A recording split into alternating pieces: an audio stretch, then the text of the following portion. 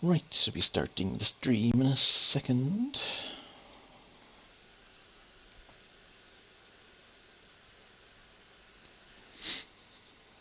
Naturally.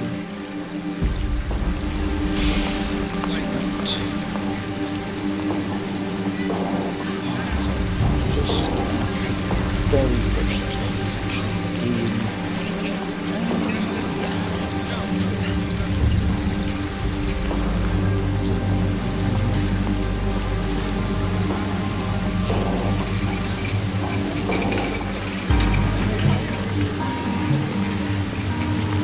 Right, so this is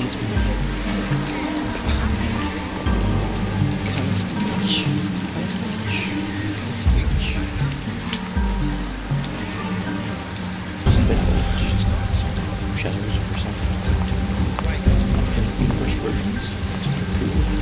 It's pretty good.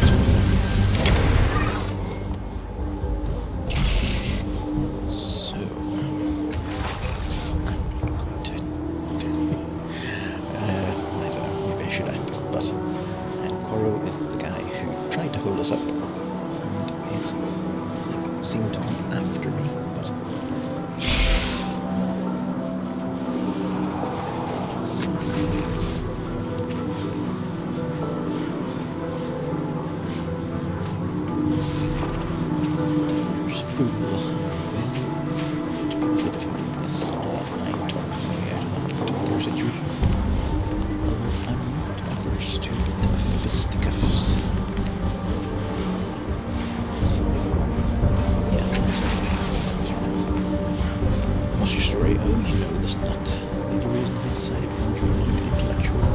goes on to many peers, etc., etc.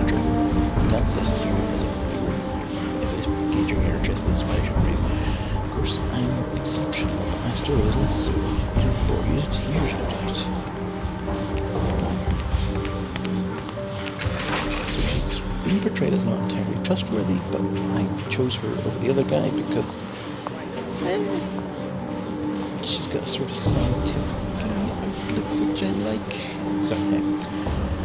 So direct, I shan't be called either then or sire the changing worlds, and now of sort of passing ability, your search for answers is likely to cross his trail on multiple points. You must have researched the death sphere at some point, and study his work to address my own particular situation. You may around your muscle, buddy. I am what you might imprecisely call a nascent cross-dimensional hive mind. That's why I came from the party. What I must decide now is whether to continue this experiment. My sisters, you see, they're a blessing and a curse. One moment, she addresses them. Hush, you know it's true. I thought it, so therefore you thought it. We have no secrets from each other. She smiles thinly. You see? Even in my thoughts, we're not alone. Let's call it closure of some sort of our association, our individuality. Uncovering your sire's knowledge of the dead sphere will likely determine my direction. If we cannot find a suitable home in the dead sphere, we may have to terminate this process. But that presents pitfalls of its own. Right.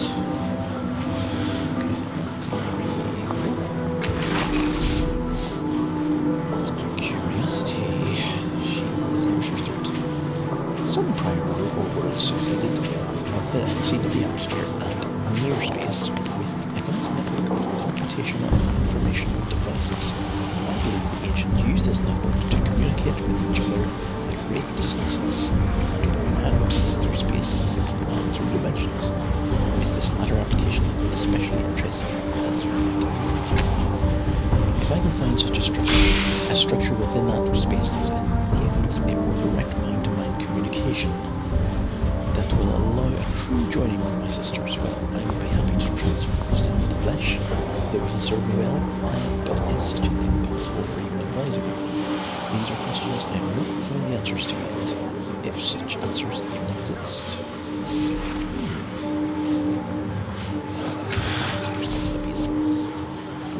Here, she holds out her hands and completes a graceful turn. The walls of six over my cage until, like a bird, I took flight. Figuratively, understand. I speak of knowledge, not mere physical movement. I beyond the Grand Library in short order, and was soon writing text for it myself.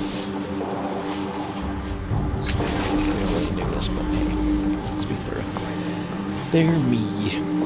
We're all part of each other, sisters across infinite realities. We share our experiences and power. What's that old saying? That experience brings wisdom. I must be the wisest person in Sagas cliffs. The wisest across countless ways. Her laughter peals out. So, yeah, I'm not sure. She is a bit dodgy. Did you meet him? So, yeah, he was a slightly more reliable sounding type, but he was a bit culty. So, who knows? I suppose there's no harm in indulging you, she muses. You show yourself confident in many endeavours, and this should be no different. She arranged one sleeve diffidently. Allegern and I met when he came to the border of truth-seeking. Naturally, I was intrigued by his predicament, more so than mine. She smiles, but absently. He had lost his family, you see, and sought their return. He had brought with him an old frame of unknown origin, central to his tenure.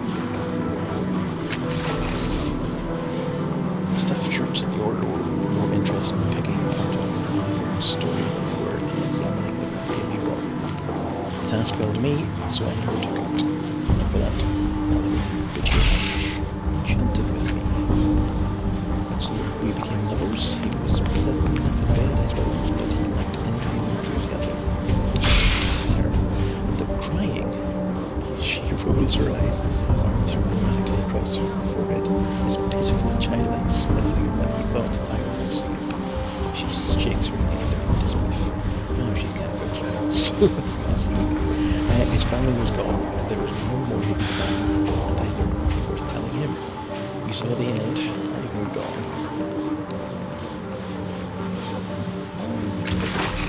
Relationship was so poor. Guilt, she says, for him at least. Desperately wanted to save someone. For me, it was a matter of necessity. She sighs and shakes her head.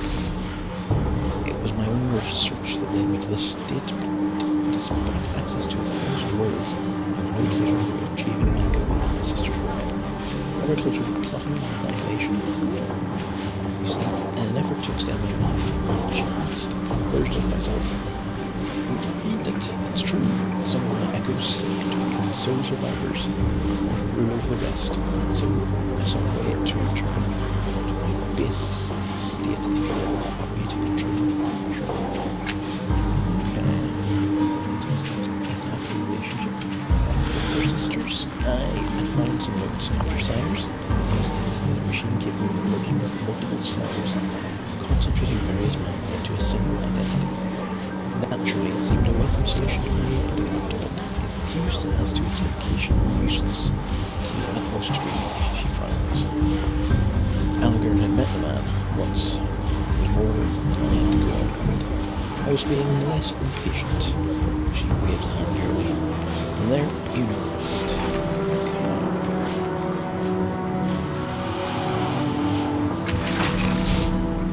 She silent for several long moments. I don't know, she is. I've tried to reason with them. They're beyond it, or at least immune to it. They blame me for opening all their minds to each other. But could it not be me and my own version of motive? In fact, it was a host of me that did. I'm not alone in this. Some hopeless realities we came together simultaneously. Feels like sort of a war to be the final true, the final plan. I laugh. She closes her eyes briefly. I wonder sometimes. She looks to you as if searching for an answer. Would it be better to be us other Castile? I'm really gonna have to learn how to say this name. Calistigus? I don't know.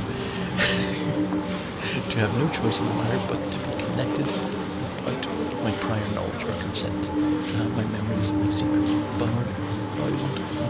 bared in a thousand other realities, knowing that they would all be used against me, aware only seeing that they were. She passes a weary hand into her eyes. So I understand those of myself who reject this change. I do. I no more choose chose to show you myself. Yes. Jeez. My reading's getting good. I am getting a message that I need to turn my mic up. Does anyone really want to hear my voice? I don't know. Okay. So, I will, I think, well, I can't get out of here until I put or until I get through this conversation. So, I understand those of myself who like this change, blah blah blah, but it's not me I long for their destruction, nor truly think it would have any great impact on my life here. And that is where we differ. One point in which perhaps we shall always disagree. Fortunately, a great many others see the matter from my perspective.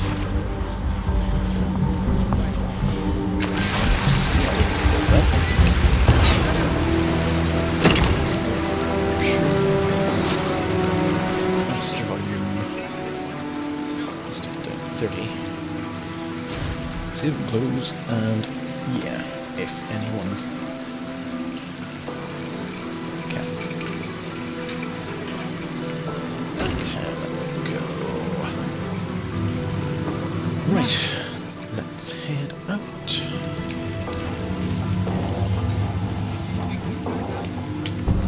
All right. Talking, there is quite a thing here. It's one of those old Yes, jar octopuses that we all enjoy.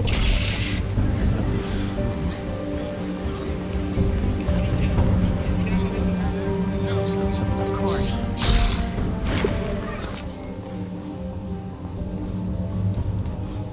Okay, the game is still a bit loud apparently, so... Okay. You inch closer to the lattice of energy that holds the creature, and as you lean in, the ugly glaive with a sledgehammer slung over his shoulder shouts at you. Oi, no gawking for free! Pay El Ginto or get gone! He glowers at you, hand reaching for the haft of his hammer, until you step away from the cage. Unlikely that this is my pocket, sir. Why did I press that? I want volume down to that. I'm sure that'll be perfect. Right, okay, so he was saying about El Ginto. Tells me about this weirdness. I'm gonna have a sip of tea. Excuse me. And it was lying, that was coffee.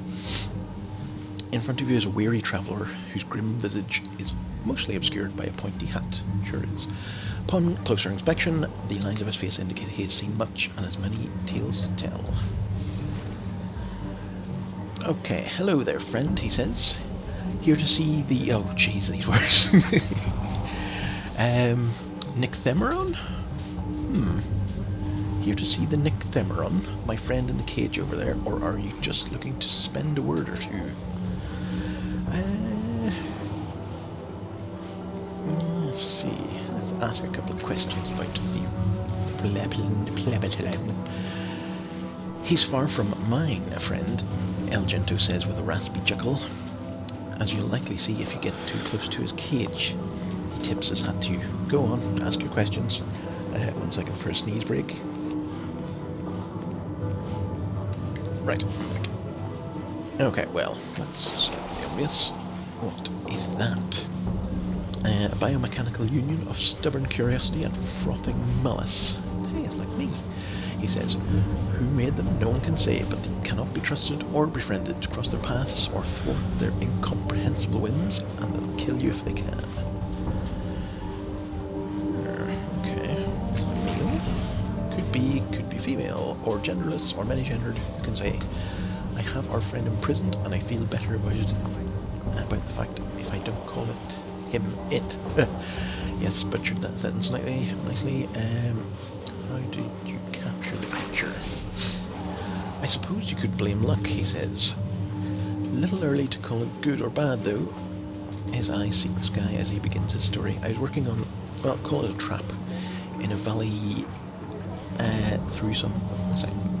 working on a trap in a valley through some nameless ruin. Kennedy was off hunting for dinner, and I work in a daze.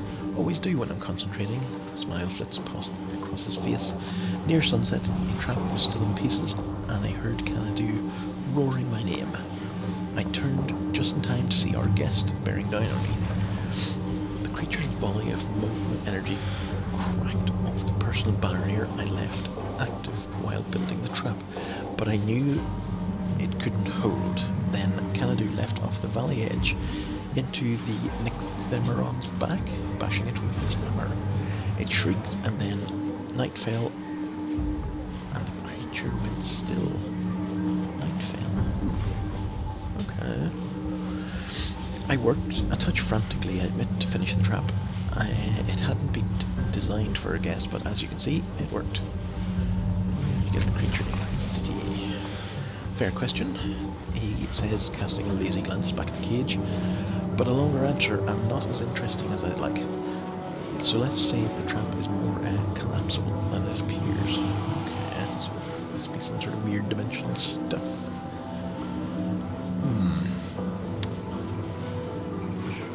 Well, that's right. It's like, is this a sentient creature? I'd kind of like to ask. We're likely to release it and run as if every kind of demon in the world is after us. We're not trappers, see, we're explorers, and we're only in this to save him some coin for a journey across a long patch of ground. He rubs the back of his neck. Not that our motives make much difference to our guest. He'll want to boil our skins once we let him go, and I can't say I blame him.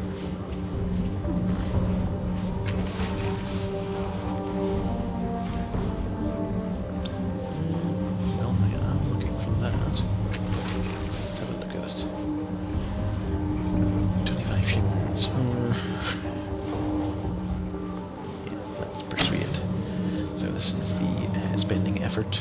So if I just spend a base amount of effort, I have a 45% chance. If I put extra effort into it, I can bring it up to be 85.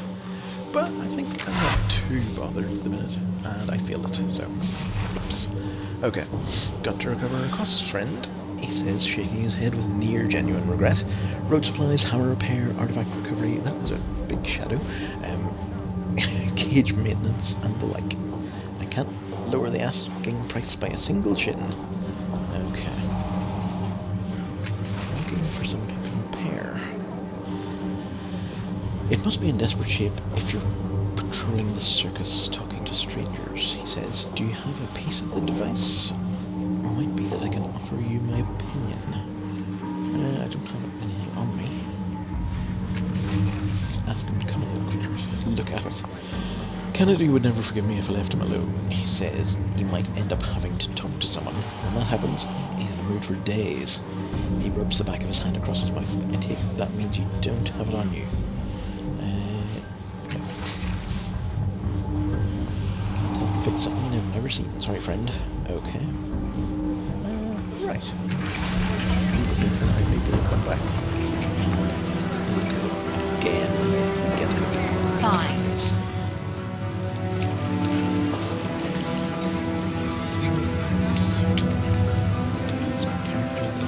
All right. I am a clever Jack.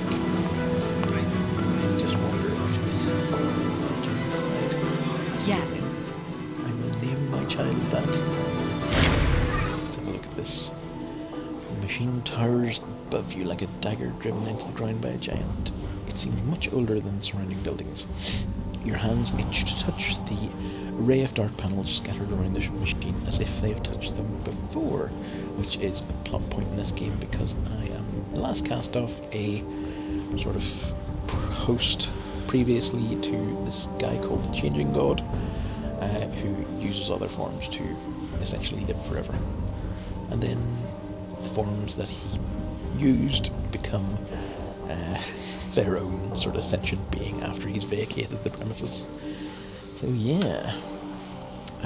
So I'm going to try and remember. Let's see, 30, this seems... Let's give this a I kind of want to know more about my past. Okay, close your eyes to better concentrate, sinking into the currents of a memory that does not belong to you, or at least not to the body you're in. And you hear the thunderous heartbeat of the operational generator calling to you across centuries. I get 2 XP. You open cold, focused eyes, ignoring the screams. The drifting tangles of black smoke. Your attention is solely focused on the health of the machine's heartbeat. You reach into the hissing guts of the generator, adjusting and tuning, hoping. The heartbeat fades into the past. Your body's hand, rests on the rusty surface of the long dead generator. Okay. Your hands slip over the cobbled together components and greasy cables. The buttons worn by frequent use. It's a strange accomplishment, this machine. Clumsy but deft, amateurish but masterful. Only a brilliant mind could have melded so many disparate parts into a functional device. Unfamiliar memories whisper to you. This device was used, though you don't know how, to generate a field that unmoored everything within it from time itself. Okay. Your fingers scrape a rough patch. Lifting them, you see I'm not sure of that word. Cercinet symbol? Okay. Etched into the side like a maker's mark. I wonder... I'm not sure about that word. Circular-ish? I don't know. Maker's mark. We have a tattoo. Apparently all the sort of cast-offs have a tattoo, and I'm wondering, I'm assuming it would say if it was a similar thing. But Of course.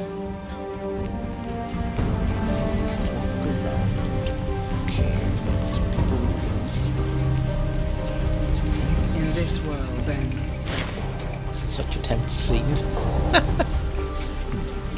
One of the dead user vessels. Can it be? Fortune, what joy! Casimir will want to see you, vessel. Million too. Oh, good. These are the changing god cultists that the other guy wanted to bring me to. Fine. Yeah. She's not a big fan, but you know. Yes. They will want to talk to us. A lot of dudes are in here. I'm ready.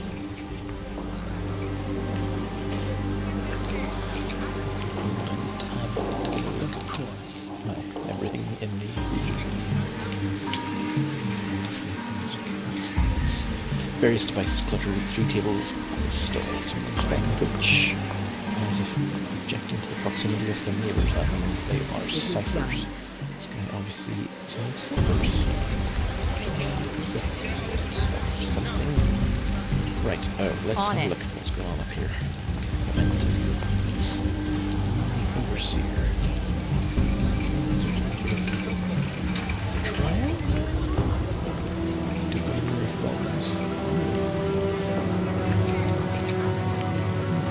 Okay, that's weird. Let's have a chat. Yin the Overseer, a stout middle-aged man, stands atop the execution platform. He wears the badge of a city official, and a fringe of dreadlocks hangs down to his shoulders from his otherwise bald pate. He gives you a disinterested look as you approach. Please stay back with the others. What's going on? Yeah. He casts a brief glance over his shoulder towards Reese. The prisoner, Reese of Flatwater, is being publicly executed as a warning to all who flout the laws of Sega's Cliffs. What is his crime? Treason. He sold state secrets to the enemies of Sega's Cliffs. How does the execution work?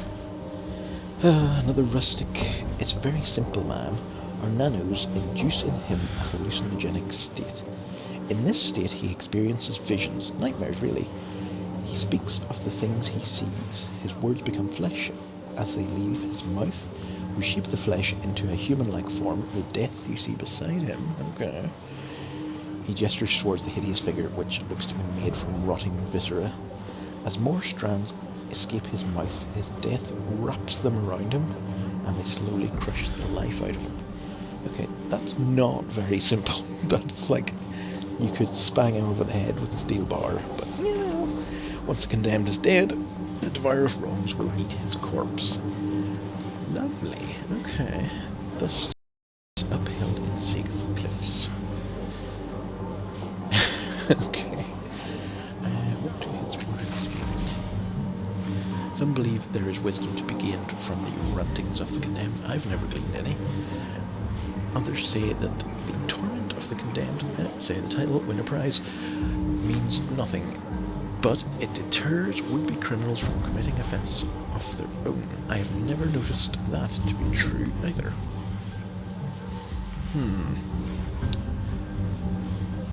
Okay, yeah, why eat a criminal? He smiles, grim. He is of the Dendra Uhur, who can suck the memories of the dead from their marrow. In those memories is not only the proof that the condemned were guilty, but also that the names of their compatriots and other associates. Many an accomplice has been found in the belly of the devourer. Okay, that's weird. Cool. Kind of. Who are you? I mean, overseer of capital punishment, charged by the council with organising public executions and making sure they are run smoothly. Okay. Well, that's just weird. They can publicly execute oh, sorry, right, sorry.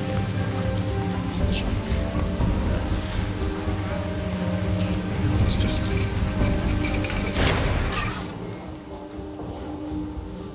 intrigued woman. This woman listens intently to the ravings of the man on the nearby dais. Hanging on every word, she gives you a hesitant smile. Can you understand it? I know he's speaking great wisdom, if only I could decipher it. Why is everyone watching this? She shudders. Most are only thrill-seekers and the morbidly curious, but some of us gather to hear the words of the condemned.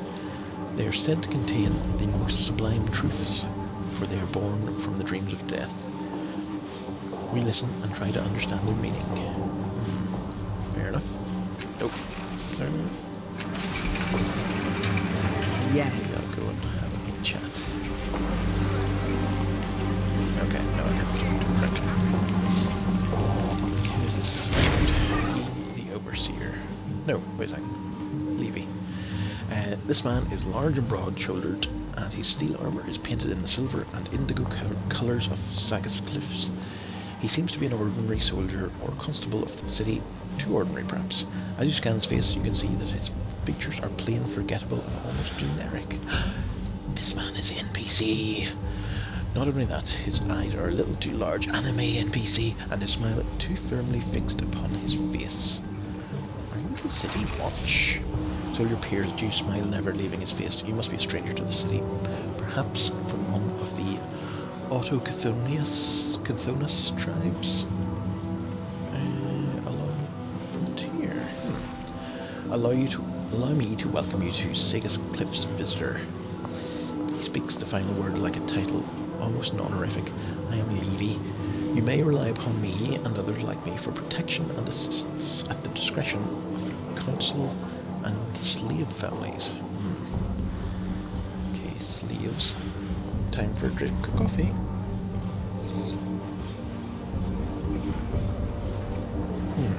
Okay, so I know what's happening. Yeah, I'd like to come down the platform. I'm afraid that's not permitted during an execution. His smile never falters. If you wish, you may appeal to the official in charge. He points to the stocky man. Yeah, that dude. Okay. Call yourself oh. Name, it's a levy? Okay. Okay, right. Every citizen is required to raise a levy for the protection of the city in times of war or strife. Citizens are sometimes called upon to raise additional levies, but this has not been required since a dread destroyer crossed the northern frontier 34 years ago. Okay. Right. So sort of like an old term for... Wait a second. So this is obviously different. A year of life is taken from a citizen. The lost year is used to create a levy. He pauses ever so briefly, though his smile remains fixed in place. That's why our lifespans are precisely 1 year long. When our spans are up, we degrade into our component matter. If you're curious about the process, I've been instructed to direct you to the Order of Truth, where you may observe the machine that is our parent. Okay. That's kinda cool. It's just so much weird. Just everything's weird. I have only existed for 14 days, so by the standard calendar I have 299 remaining. Unless I'm killed in the line of duty.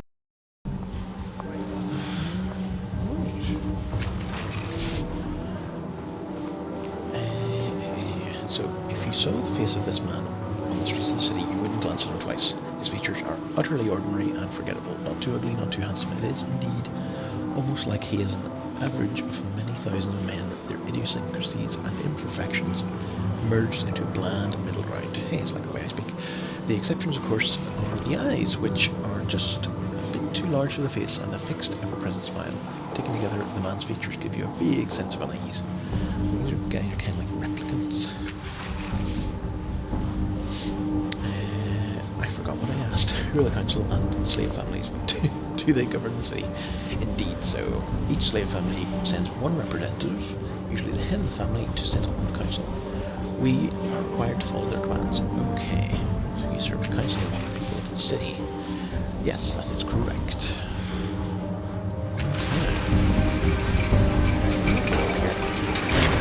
Get some additional weirdness out of here. But, oh, it's not letting me ask. So you are kind of allowed to use your abilities at all times, but so I'm a jack that allows me to basically train a different skill every time I rest. I just don't actually know how to do that. Oh well.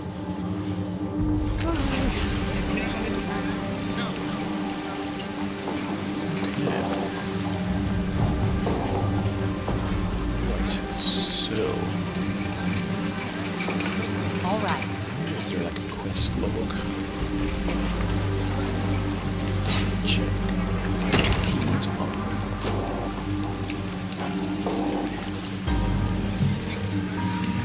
Sure, right. That cleans up then. So this is quest screen. Completed. Main quest, okay. So, yeah, basically I'm being hunted by this weird, I don't know if it's a creature or a concept or something, but it's called Sorrow, and it's coming after me. So I have to stop that. And to do that, I have to repair the resonance chamber, which, yes, they want, okay. So I'm getting two conflicting sort of goals here. Not so sure, I mean, the cultists of the Changing God are right there, so I might just go and talk to them first, but yeah, they're a bit weird.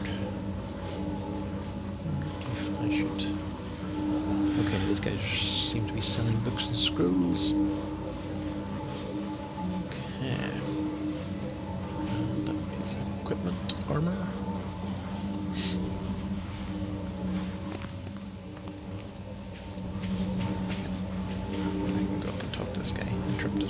No. Right.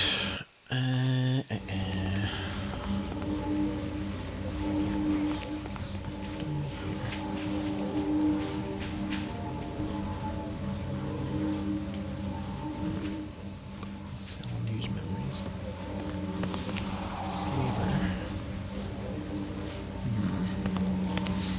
I shouldn't talk to slavers. That will make me want to kill them. Okay, Tol Magur. As you approach, the wild-haired woman eyes you speculatively and whispers something to your companions. They bust out laughing, and a slight smirk plays about her lips. Oh, I'm gonna kill you. No one insults me. A breathing mask dangles from a cord around her neck, and you can see where it has cut permanent grooves into her face. She ruffles her hair, messing it further, and sings out, "Come to buy a slave cast off? If you've come to me, then you must want something of the sort." How do you know I'm a cast? Well, that's a fair question. A tattoo. Alright, okay. I've had dealings with your kind before. I know about you. She shakes or rakes her fingers through her hair. If anything, the motion serves to obscure her vision even more. So cast off.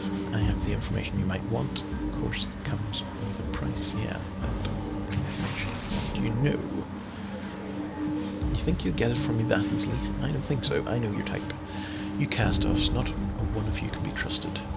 I give you this information, you're gone before I can collect my price. So you'll forgive me if I decline to say outright what secrets I hold. Updated my journal. One of my wards has run off. She's taken a head wound, not my doing, and I've been watching after her. I don't know where she's gone, but I suspect she's headed to Cliff's Edge.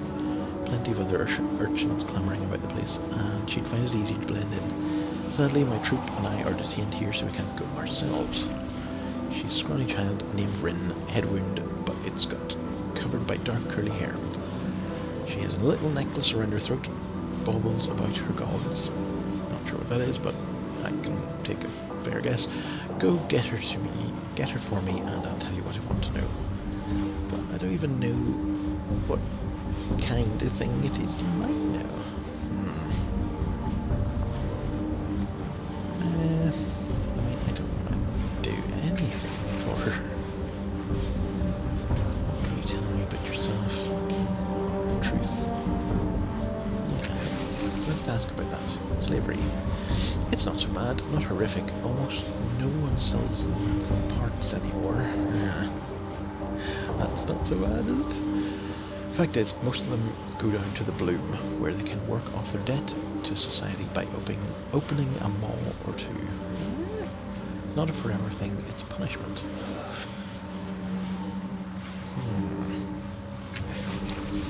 Some questions about the city. This city is a sewer, she says. Okay, let's see. Let's ask a little bit about herself. I'm a slaver. I'm the last person you want to make an enemy. I've got a reputation for coming through on my word. Nothing else need concern you. That's not the order of truth. You want to deal with them, be my guest. Those pompous Aeon priests are up in Government Square. They think they can unlock the secrets of the past, but they're not focusing on what's most important, which is creating for the future. They say they're studying, learning, but the fact is they're not doing anything useful. Don't let them tell you otherwise. Okay, she thinks about the cult. Her lip curls. Delusional meaning seekers. They spend their time chasing their imaginary deity, ignoring what it means to be alive. Oh, what has he done now, they say. Can I touch his divine arse? As if knowing his life makes theirs any better.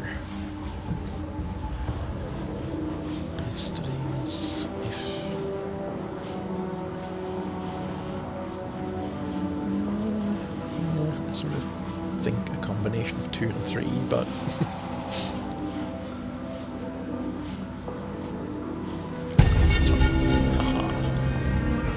what did that do? See, I don't understand these tides things at the minute. The perpetual sneer on her face loosens slightly. Not what I expected to hear from someone of your age, but at least you're not entirely stupid. Don't think our shared opinion makes us friends, though. No, yeah, you're a slaver. I will kill you if I get the chance. Right, I'm ready to go. Ready. Yeah, I could still try and find that slave. I'm assuming there's... AFK.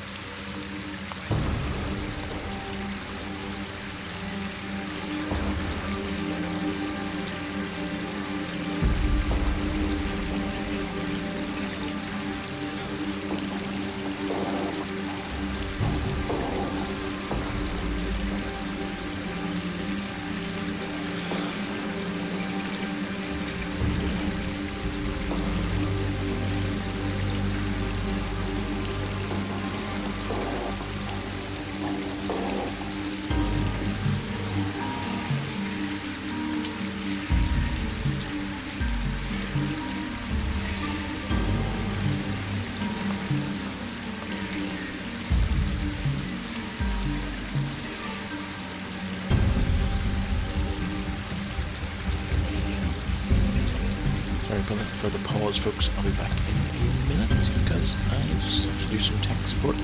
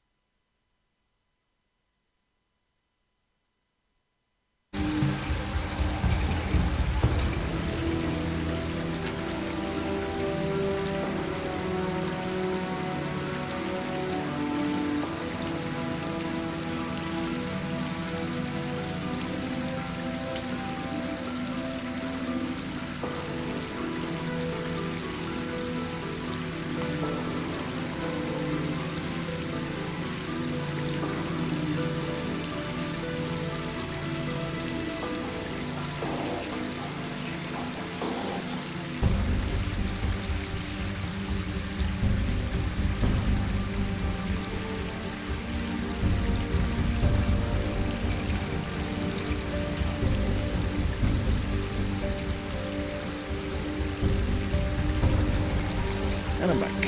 Okay, so... Right, okay. So... yeah, continue. Of course. Let's see, more slavers.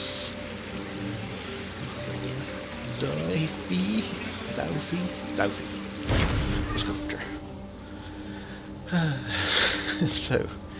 This portly man's cracked and bleeding hands are always moving, picking fretfully at his thick lips, running through his thinning hair, or moulding aimless shapes in the air.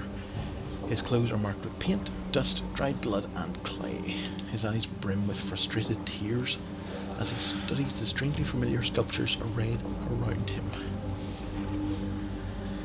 And he says, a soul like slivers of ice. Fingertips long, shriveled, sharp, screams trapped in flesh. She holds him in place. She's killing him. He's not looking at her. Why? Why isn't he? Afraid? No. He claws absently at his sparse beard. What am I not seeing? What am I missing? Let's give some sass. Potential customer. What? No, you're not, he says, effortlessly drawing you into his self-directed tirade. No one wants these, they're honest but ugly, death pulled from dead stone. He coughs a cloud of dust, and I wouldn't sell to anyone in any case, not even for a tuft of bread. None of them are worth buying. None of them are right. Okay, I am Zaufi, stonecarver, sculptor, divine painter of living eyes. And in this challenge, my greatest work, my talent has finally abandoned me. He sweeps a scornful hand at his sculptures. Behold my art, wanderer. Witness these dull stumps, these crude replicas of a sublime being. What is it that you think I've made? Trying to recall. Yeah, seems to make the most sense. Right, how much effort I'm going to put into this. Okay, correct, success, etc. You stare at the sculptures. Your memories flow into its sweeping curves, teasing you with what you've seen in your short life and beyond. Yes, this towering thing is the true form of the creature that pursues you.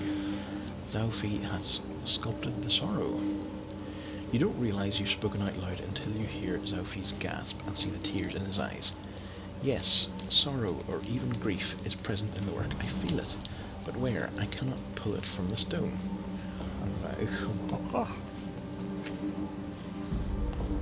Okay. I saw a creature on a cold night not long ago. Smoking coronas of black and white drew me to my mirror, to my window. Don't know why I said that. And there on the street below was she, gripping a man in her talons. Before my very eyes, she ripped his essence from him, leaving him a steaming husk. He drops his hands. But what do you care? You don't grasp the importance of capturing such an object.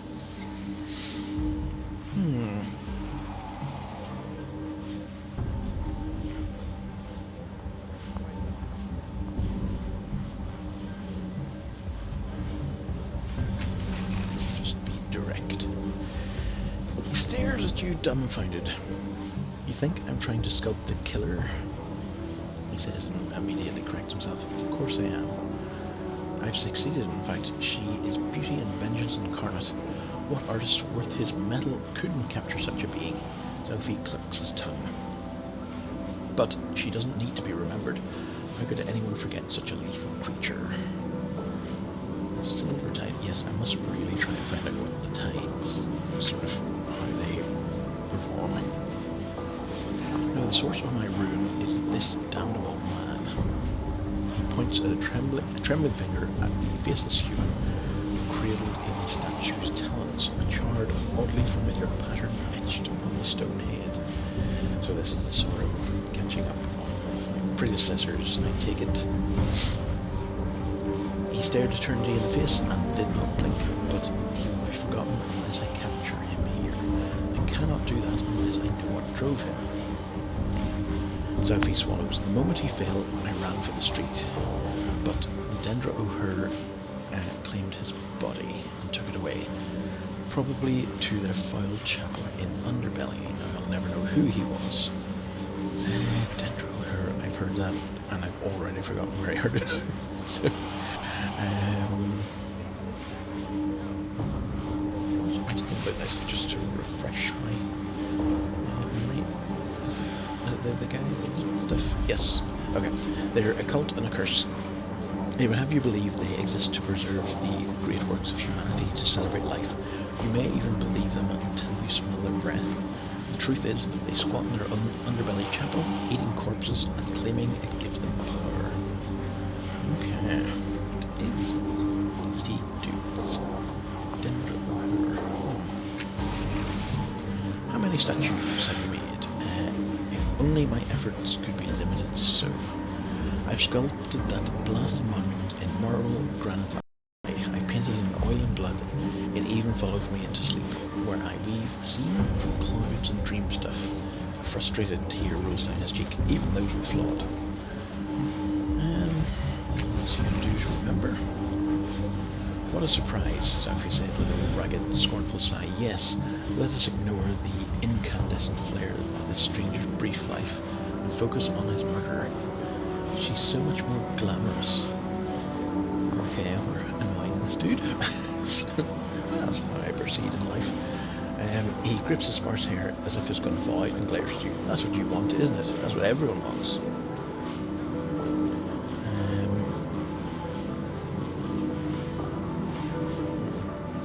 Well, let's be completely honest. I like being honest. Read a book there. Pester a scholar with your questions for all the good it will do you. And when the beast claims you as well, spare a prayer for the artist who will drive himself into a grave trying to capture your fine ones. Well, now who's being so okay, blue tide and silver tide raised. Remind me to look out for the stuff. If I learn anything about, yeah, Making a note. making a note. Right.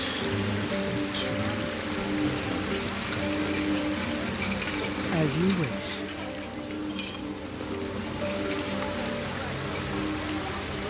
In this world, then. Remember. Okay.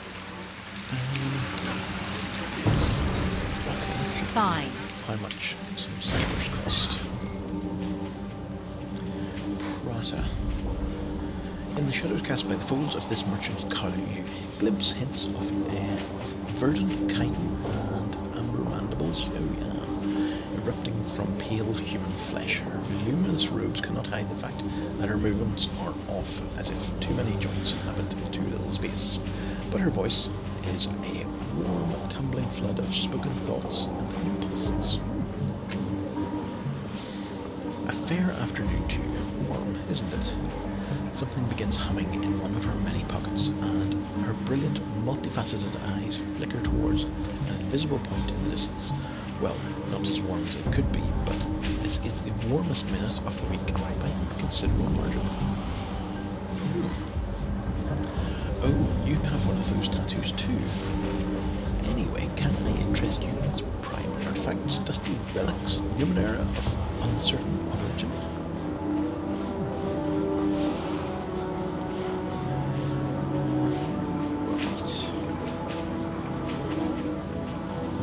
this first. Who else has my tattoo? A pale lady wanted me to fix an artifact of hers, but I couldn't make any sense of it. And that's rare, believe me. I felt sorry for her. She seems sad, like she'd lost. I was never going to get it back. Okay, so this is obviously, well, not just from that, but clearly this thing up there has been broken for a long time. Or when I say up there, I mean back where I came from. Let's see. Obviously she can't. Let's see. Yeah, let's find out about why she's an insect person. I know, isn't it fantastic? I think it might be caused by the intermingling fields of the Numenera I use to organise my thoughts. Or the ones I'm selling, maybe all of them. You never knew how a variety of ciphers will interact with each other. They are such fun. Okay, well, as long as you're good with it. Yeah, used to organise your thoughts. Oh, it's simple, sort of. Yeah, I'm getting a lot of that. Prata pulls 3 tiny Numenera from her robes, a buzzing bird figurine, a green music box, and a circular spring. I have too many thoughts. If I tried to hold them all in one brain, I'd just stand and drool, you know. So each of these have a slightly different purpose. Which one do you want to hear about? Bird figurine. Birdie's pretty simple. If I'm running with a great thought I don't have time to complete, I can shunt it into hers so I can pick it back up later. She does make everything smell like berries though. Okay. That's actually, I could really use something like this. The music box. Jade Box is a tough old lady. If I'm rolling with a more complex line of thinking, I bring her up and she chomps the individual ideas and feeds them back to me. I try to use her as little as possible because she gives me headaches. You know, what's the opposite? Headies? Right, or frowns. Anyway, they're worse than headaches because you can't go around thinking everything's alright. It's bad for your health. Circular spring. That's Rhonda. She's a bit scary. I can shove a bunch of thoughts into her, but she doesn't process them. She just gives them back to me, slightly changed, and infinitely better than when they went in. Prada leans in conspiratorially. Try not to use her much, she whispers. This feels like cheating. That's awesome. Okay. Yeah, try bow. I hate to say no, but I've had them since I was practically family. Yeah, fair enough. Let's see what we can buy. So we know this. Okay, right. Let's see what you say. This is from a person. Those on the ciphers that you together so I'm sure different limits in this unlikely to be controlled. Let's see, this particular shooter, so that's stuff.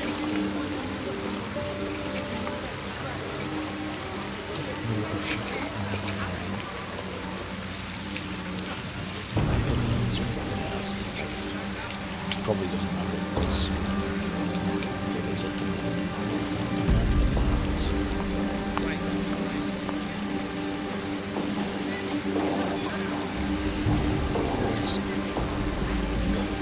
so your health might, well,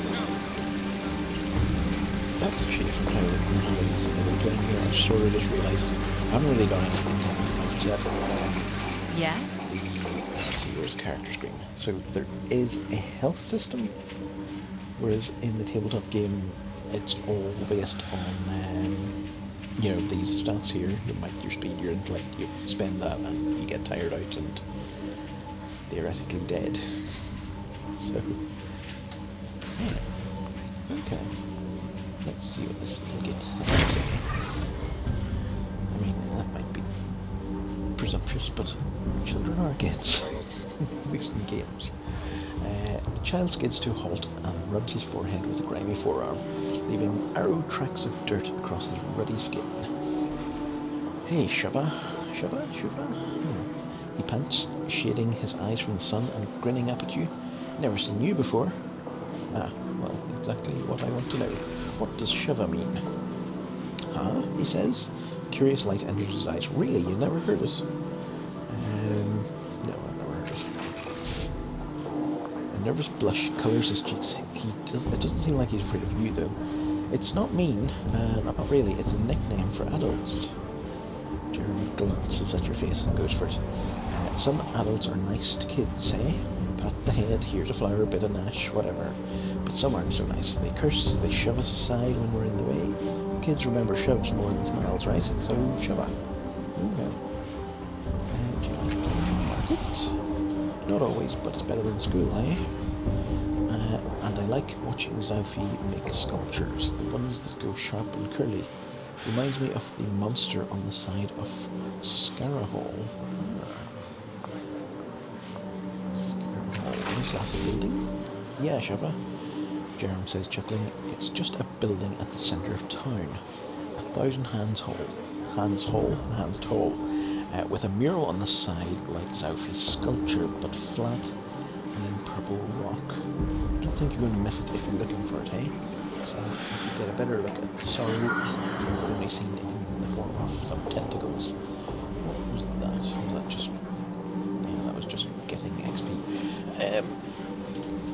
Callistage sort of butts in. She says, we might. Callistage whispers, studying Jerem with something like concern. Scarrow holds a grand temple at the centre of town, like the chat says. I say was because it was torn down centuries ago. I do hope he's lying, because otherwise he's mad. Maybe he's temporarily displaced. Why are you so dirty? I don't know. Paja and Kellenor make me wash twice a day. Guess the dirt likes me, eh? Okay. My parents, Jerem says, eyebrows crinkling. You mean Paja and Kellenor? They're watching me until my Mard and Zero come back for me. Mard and Zero. Yes. Mard, Zero, my parents. You asked me about them. Paja and Kellenor are taking care of me until they come back. Okay.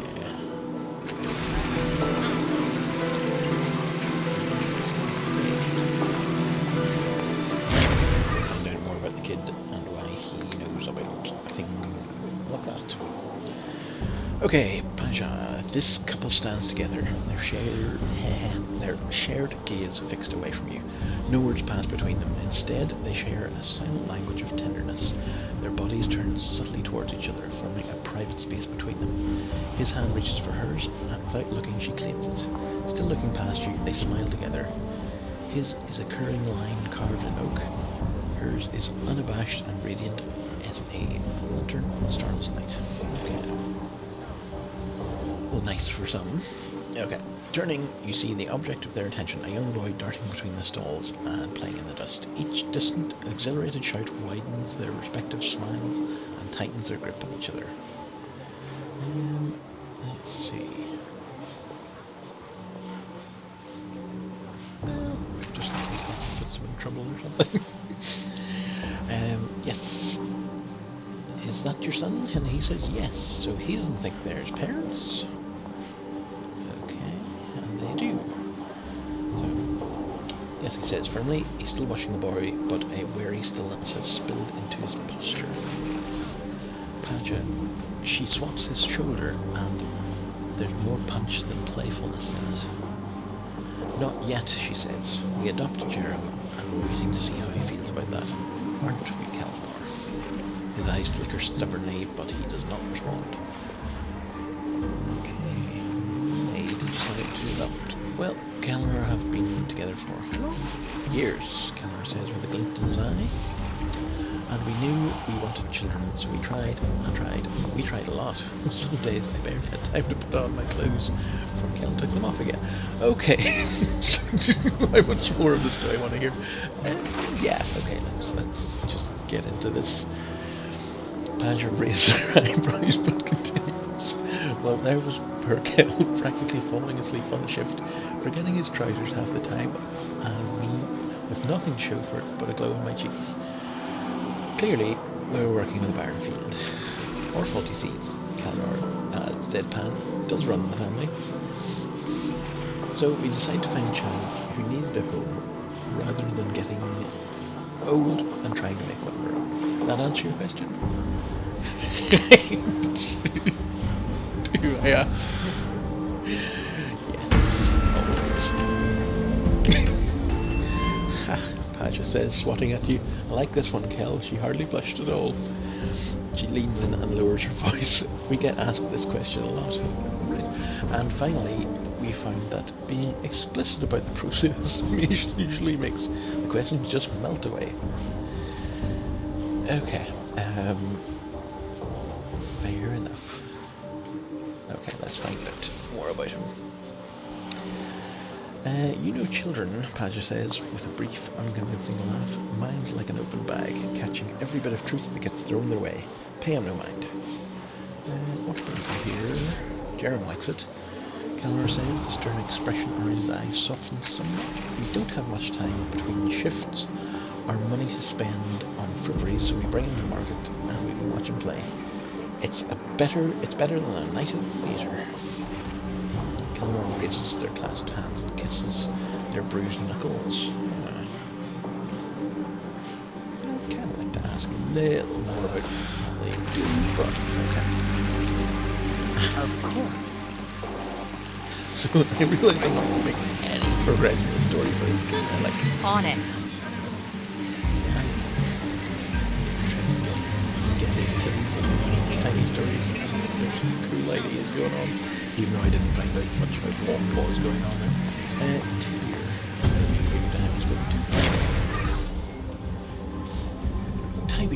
Tibir. Pacing the edges of the crowd is a paunchy old soldier with a swaggering stride.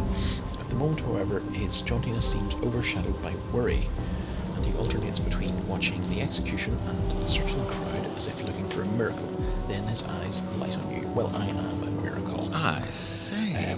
You look like someone who believes in justice. How'd you like to help a poor soul wrongfully condemned? Voiced lines. It does happen occasionally. What kind of help do you need? I don't need anything, but my friend there on the platform is dying.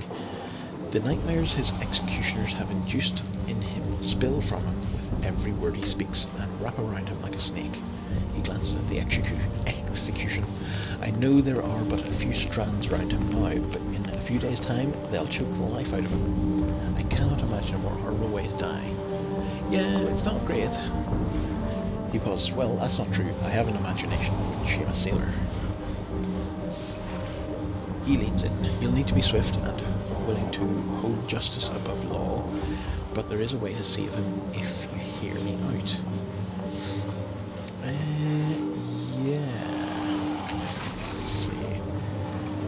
Captain Lanchan Tibir, retired, he says with a little bow. Extremely retired. Once a soldier of fortune, now it's plaything. He takes another look at Reese. But my story can wait. Saving Reese's life comes first. Drink tea. I have no idea why I always call it tea and not coffee. Because it's coffee. Right. Why is Riley executed? A misunderstanding, he says, waving a dismissive hand. Reese and I were hired to deliver some expensive brandy to an out-of-towner. He breathes a sigh, weighted with disgust and regret. Would you believe the bottles were stuffed with state secrets? Reese was accused of selling information to the enemies of Sykes Cliffs. Excuse me, they called him a traitor. That's not fair. It was a travesty, he growls, his eyes blazing with righteous fury. The poor lad had no idea what was in there. But you did, right? Well, he said, studying the air over your shoulder. There's a place for talking about what I know and what I don't. This isn't that place. Okay, well, that's a nice little setup here. Part of the scheme?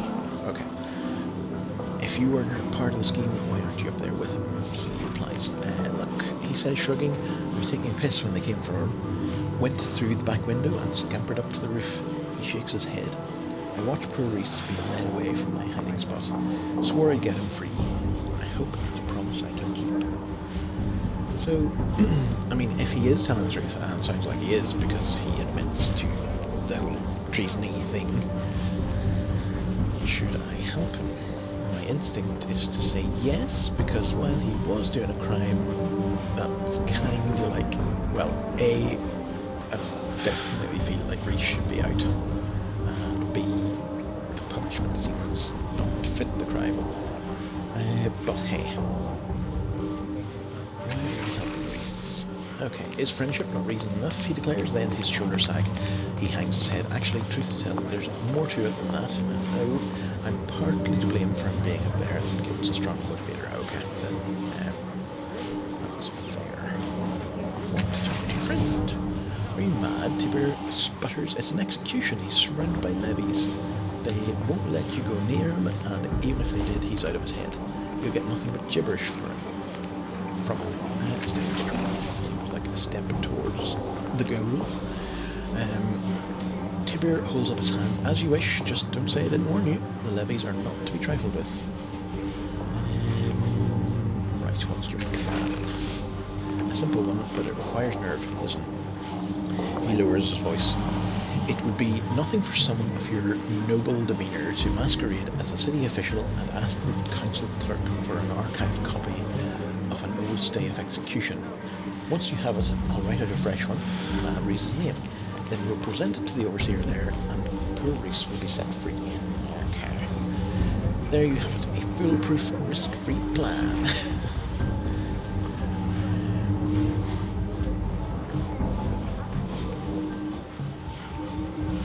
Be centred to talk to the crowd at the execution, convince them to rise up and free Reese. Tavir looks uneasy. Well, you're welcome to try, friend, but leave me out of it. Sagascliff criminals are notorious and bloodthirsty, and the execution officials are not in their sense of humour. You might regret it later, and you'd be alone when you did. Yeah. I mean, the other way seems neater, but let's see. So, to his previous plan, sounds like an extremely risky plan.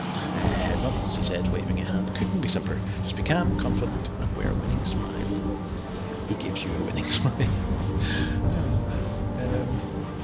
Okay, so where do I find this council clerk? He'd be in Government Square, of course. There's a podium outside the council tower. I can't think of a time when he wasn't there. Because he's an NPC. Okay. Get into this.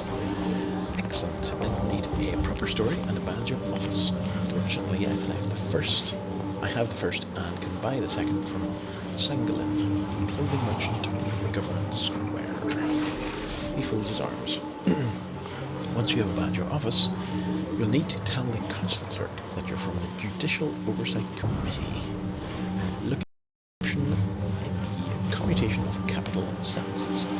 The stay you're asking for is that of a notorious gangster named Cole Carden, who was mysteriously set free a few years ago. Okay. When you get Cole's stay of execution, I'll make a copy with Reese's name on it, and you can give it to the overseer, who will free him. You see? Simple. Rubs his hands together. Now, if you let me join you, I'd be happy to show you around the city and help you with all this. And whatever else you're doing, and whatever else you have going. What do you say? Okay, party member? Nice. It'll be my pleasure, but let's hurry. There's not a moment to lose. Reese hasn't much time. Making a note. Okay, so we have Yes. a new number. I'm not entirely sure I trust him, but then at the same time, because he's became a party member, it makes me think maybe I can. All right. Who knows? He seems bloody well in the doorway. Fine. Good for him.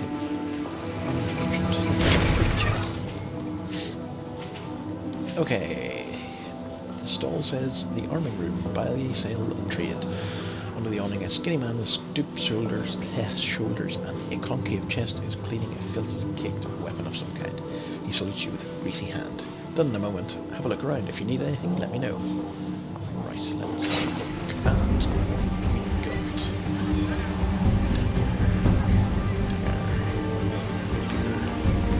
Oh, so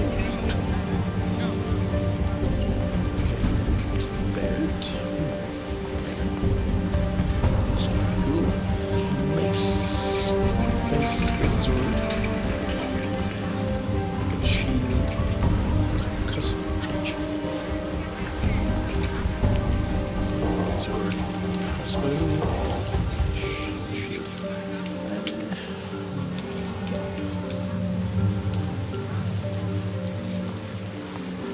I'm just use my fist.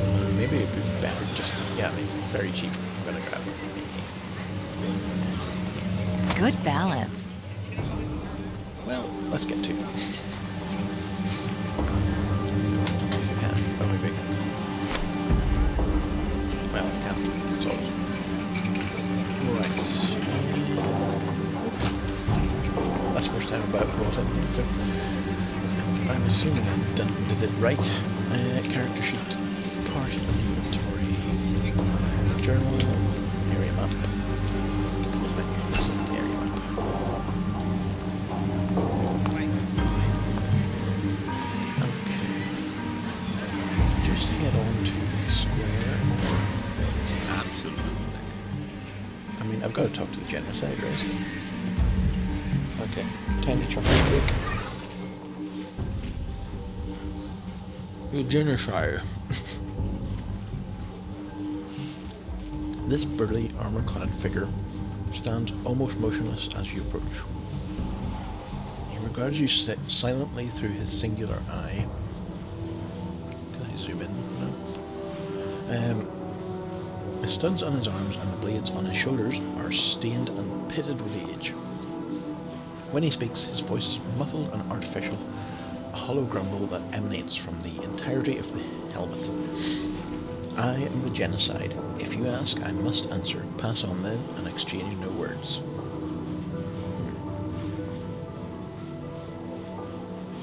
Okay, you said you had to answer if I asked.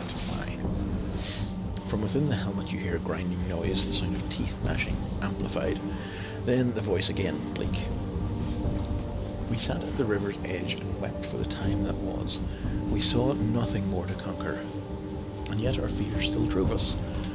We had conquered the land, purged its impurities, made it ours. Still we wanted more. When we heard that humans had come to carve a home, we rejoiced to have a new foe, a new test of our truth. We rode against them. We drove them to the forge of the night sky, to the valley of Julius. Okay. To the dangers of the Black Riage. But those who built atop these ruins, they thwarted us, time and again. So we brought our constructs and our deadliest warriors to the bay outside the city. We laid a mighty siege. We entered the human settlement. We fought past barricades and traps. Some of our constructs are still there, still here, silent and dead. But when we thought we had achieved our greatest victory, he lowers his head. A powerful nano saved them. With his magics, he called upon the strength of the ancients and captured us. I thought my life was at an end, but he imprisoned me in slow time, trapped me in my body, used machines to paralyze my will. I still remember our glories, and I see the faded future in front of me, and I am powerless to act. The memories of our triumphs remain always at the forefront of my mind, and I must answer the mocking questions of these people or suffer. Okay, that's cruel, but then did try and kill a bunch of people. I don't know. What are you? That's a fair question. I am a blade that cannot cut, a weapon that cannot strike, a living monument to failure. He shifts his weight and you hear the frown in his voice. I was Ojesti Tel Kotu, the firm hand of tradition. They called me one of the Black Three. Enemies did not understand us. Also people who are in the street talking to you, to be honest. They took my name to mean death in a dozen extinct tongues. Called me Orphan Maker, Hope Smasher, Death's Child. I mean, these are all good Call of Duty names. My armies blackened the earth and the skies. My Dragoliths scoured the land. Domination was my duty. See? Domination of duty. If they had known, if they had welcomed us, they might have been our thralls. Instead, they became dust. He gestures, all this. It was to have been mine in stewardship for the future of my people. It was promised, but now his arms fall back to his side. Now I am the genocide, a relic, the last of my kind.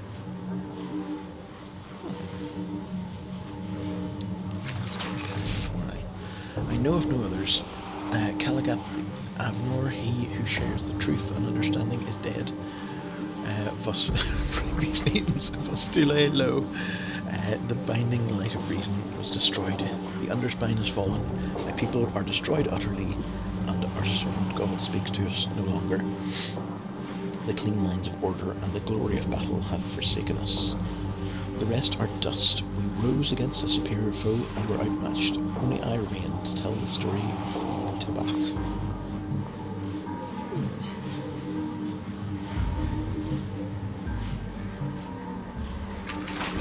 Tell me about the Nano Chaptu.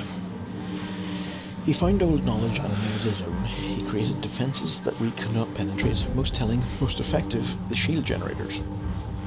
He created 3 barriers around the heart of the city, and the last unmoored the city in time. When our constructs touched it, it flashed to stasis. We could not reach the city, but the city could reach us.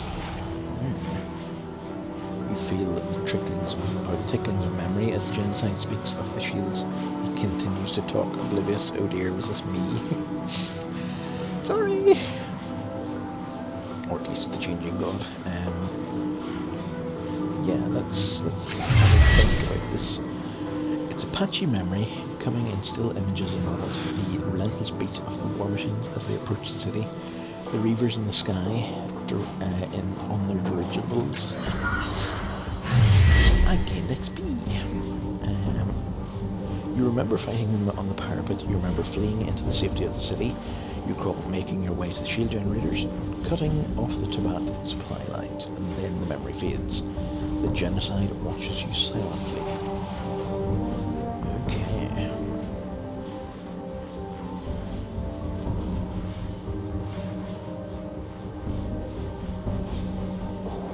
I wonder if I should tell him. Again, I do like being honest. Let's ask him about why he seems so calm. I have been defeated. I have nothing to fight for. My captor castrated me with a tool they made to dampen my natural urges. Oh dear. I can remember the actions, I can recall the agony, but I feel shame and regret. I am weakened, but not by my volition. The genocide squeezes his fists. What does it matter? Those who stood against me are all dead.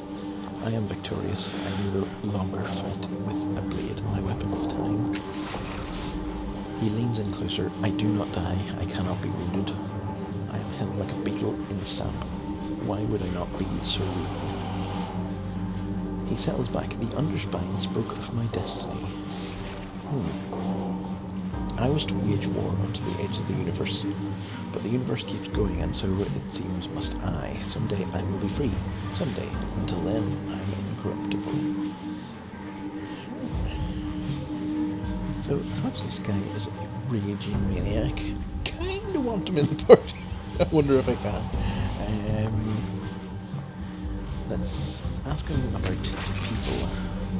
Hey, my people.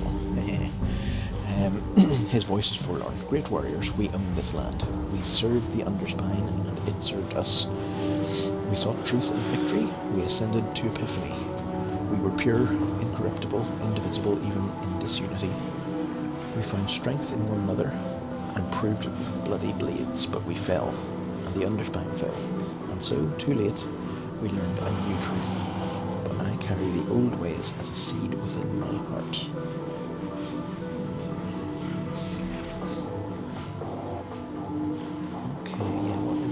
Understand exactly. Our slave, our god, our prize. Oh, right, okay, this is the servant god he was talking about. It kept us holy, kept us pure and unchanging, anchored to a fixed point. The world turned about around us, but we remained constant. When the word brought inconsistency, we fed it blood. He pauses. The underspine was our soul, our confessor. We knew clean, hard rapture from it. We knew our path. It gave us the words of the ancient Tibet. And our path was rigid and unbending, absolute.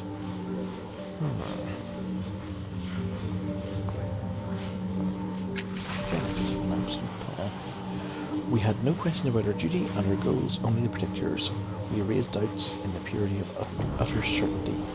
Questions raised are questions answered, or they are heresy. No need for self-agony. The necessity of introspection was transmuted into optimization of our paths, into fashioning ourselves into the pinnacle of our achievement.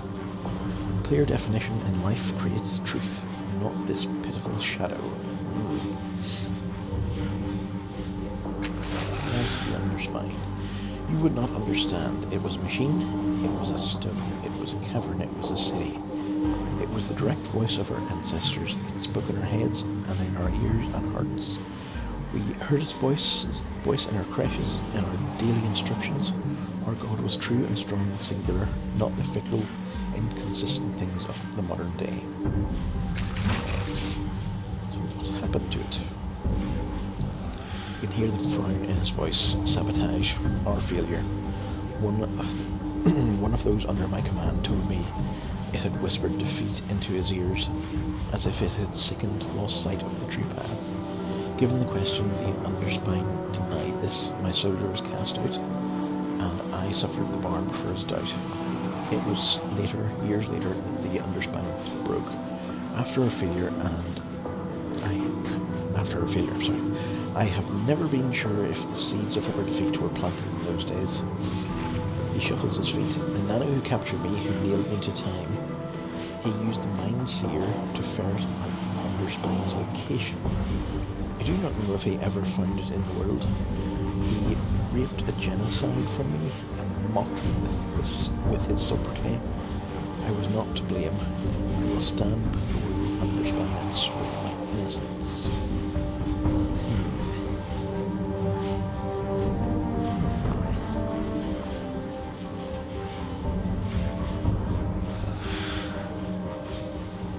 If your path is unbending, it's no wonder you broke. I do not bend now. I've been driven down, but I do not bend. I live, and those stood against me are all dead. He turns away from me slightly. Do you have more questions, or do you release me? And I still haven't found out what it's still there.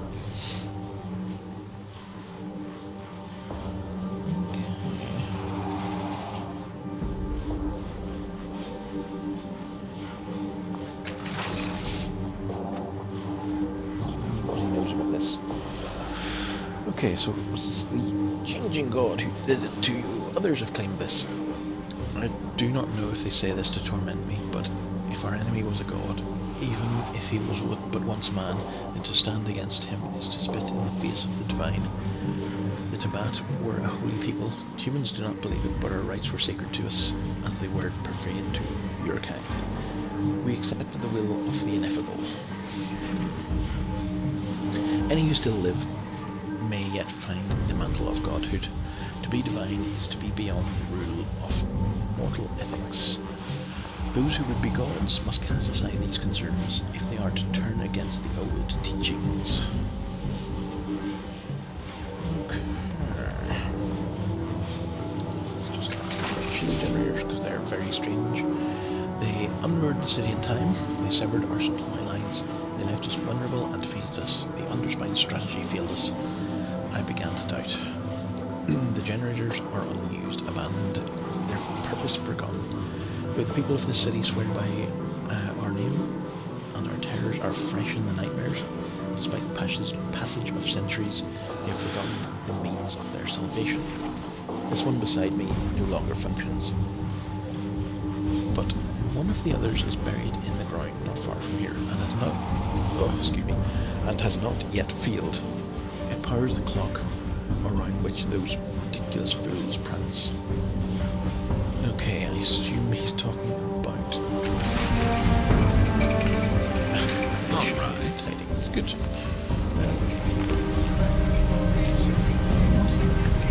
Fine. Fair enough.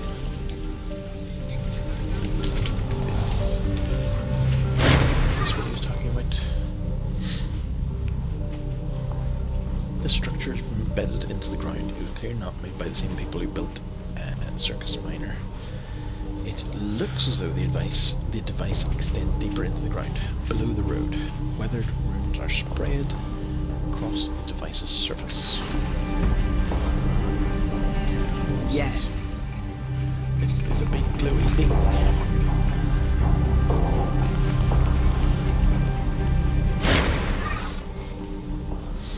Ah, this is the clock. Okay.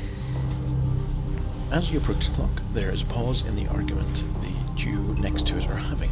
The petite woman turns to you. Her hair is unusual, a light, almost yellow colour, and her bright eyes dominate her pretty face. Excuse me, but my colleague and I were having a discussion, and her eyes fall upon your tattoo, and her breath catches abruptly in her throat. I'm having a cup of coffee. I don't know why I said cup instead of drink, but obviously I have a severe problem when it comes to coffee. Her partner is an unnaturally tall man, gaunt and sour-faced, his voice sonorous, with fingers that twitch and weave through strange contortions. Occasional light sparks in the air as he does. He turns to you and opens his mouth to speak, registers your tattoo and closes it again. His throat bobs for a moment and he says, "It is an honour." So these guys are the cult of Changing God, so obviously they think I'm pretty hot shit. Maybe not. Well, at this stage, I don't think so. Must we indulge in this religious nonsense? Mimion says, "Your opinion of our beliefs is noted. We have discussed our differences with you, and you made your position quite clear, thank you." He turns back to you, anger etched on his face. He collects himself. "If I might impose on your time for a moment, will you tell me about your tattoo? How did you shape it? Do you know why it differs from the others?" Okay, it's different.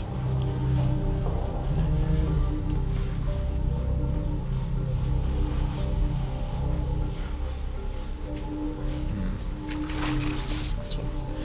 "You have been touched by the changing God," she whispers, "his mind sheltered in you. He shared his dreams, his power with your mind. And when he left your body, he created you." She swallows. "The tattoo marks you, all of you, with his symbol. It grows and changes as you mature, so that it becomes a symbol instead. There are more of you. They call you cast-offs." She cocks her head, studying you. "You're welcome here, revered one. We stand ready to serve as we can. Have you any questions for us?" Wait a second. Okay. Who are you for a start? Mimian, he considers your words before answering. A thoughtful pause.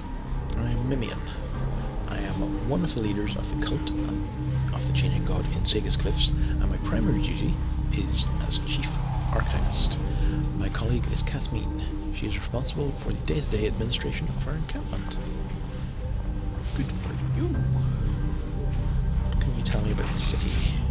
City your sire built and defended, the cradle of civilization, the centre of the empire of knowledge.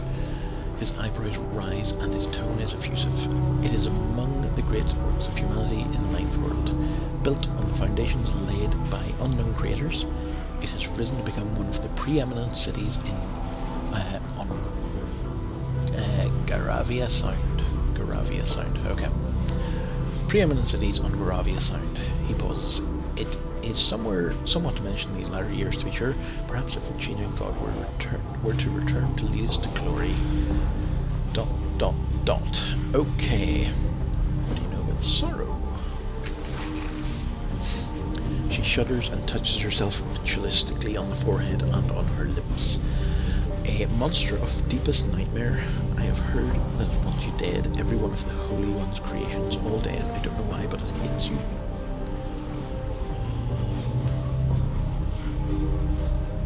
What can you tell me about Sire? mean the most accomplished inventor of our time, the hero of Sega's cliffs, the man who dodged death itself, the Time Weaver. Maybe I'm getting a little floored. The man who destroyed the Tabat. Oh, we have so much to say. But perhaps that should wait for another time. Okay. Do you know anything about a device called the Resonance Chamber? Yeah. Rumour and conjecture, nothing more. Idle speculation from those who wish to pretend to knowledge of your sire's motivations, passed along as fact. He leans out to touch you. Have you seen it? Do you know where it is? What it does?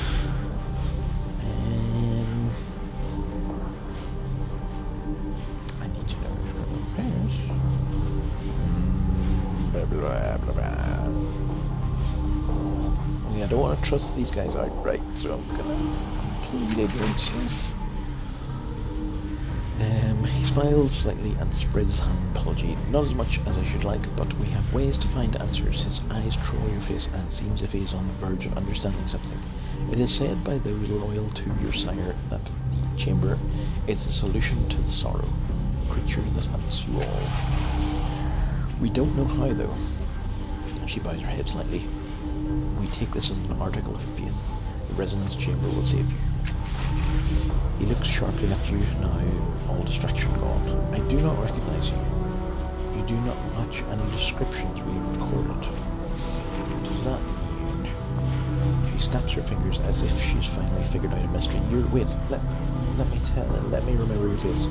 She studies you carefully. You're new. Are you the changing god? Can it be?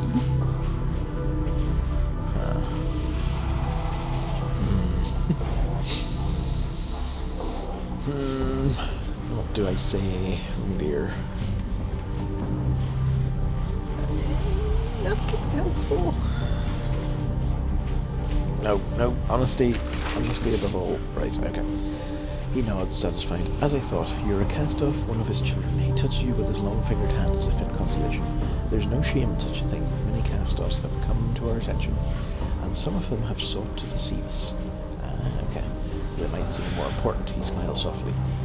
If you are as new as we suspect, it is better for you for us to know the truth of your existence than to bluster and lie. Okay. Casmine's crestfallen. She touches your shoulder. Are you sure you're not? She catches herself. No, why would you lie about that? With a noticeable effort, she wrenches herself into optimism and chirps. But you're new, aren't you? You're new. Have you decided what you'll do, what you'll be? Your sire's other children have done amazing things. Amazing, and no doubt you will as well. Hey, I'm great. Mimian lays a hand on her shoulder and his voice is low and cautionary. Cass, she looks away from you for a moment, swallowing sudden tears and says, we have a request for you. Mimian gestures towards the clock behind him. Dark figures circumambulate these clock faces. I theorize that your sire's creation of time... I theorize that your sire's creation of time shields that protected this city established a connection with his future selves. Given this, we believe those figures may be cast-offs or ghosts of cast-offs, maybe, perhaps, the living shells of the bodies your creator has worn previously. His fingers shrug eloquently for him. The clock is unmoored in time, you see. We do not have knowledge sufficient to investigate, but you have a connection with he who created the clock.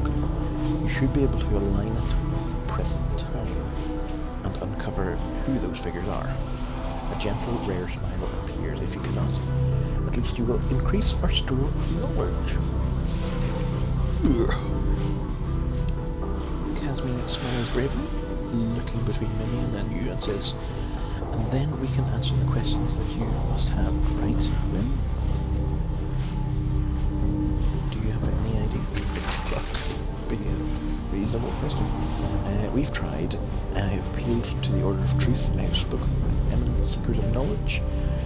We have sent for wisdom from as far as the steadfast. A great achievement, you must agree. None have given us an answer. We believe your sire created the device, or had a hand in it, perhaps. Casmine Queen steps in and she says, "Perhaps you'll find an answer where others have failed, and then we can help you." She turns away. "You will have our boundless gratitude, revered one."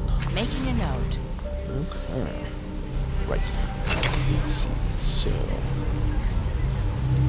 Let's see. I need to find. I need to work out what this whole times thing is about. Finally.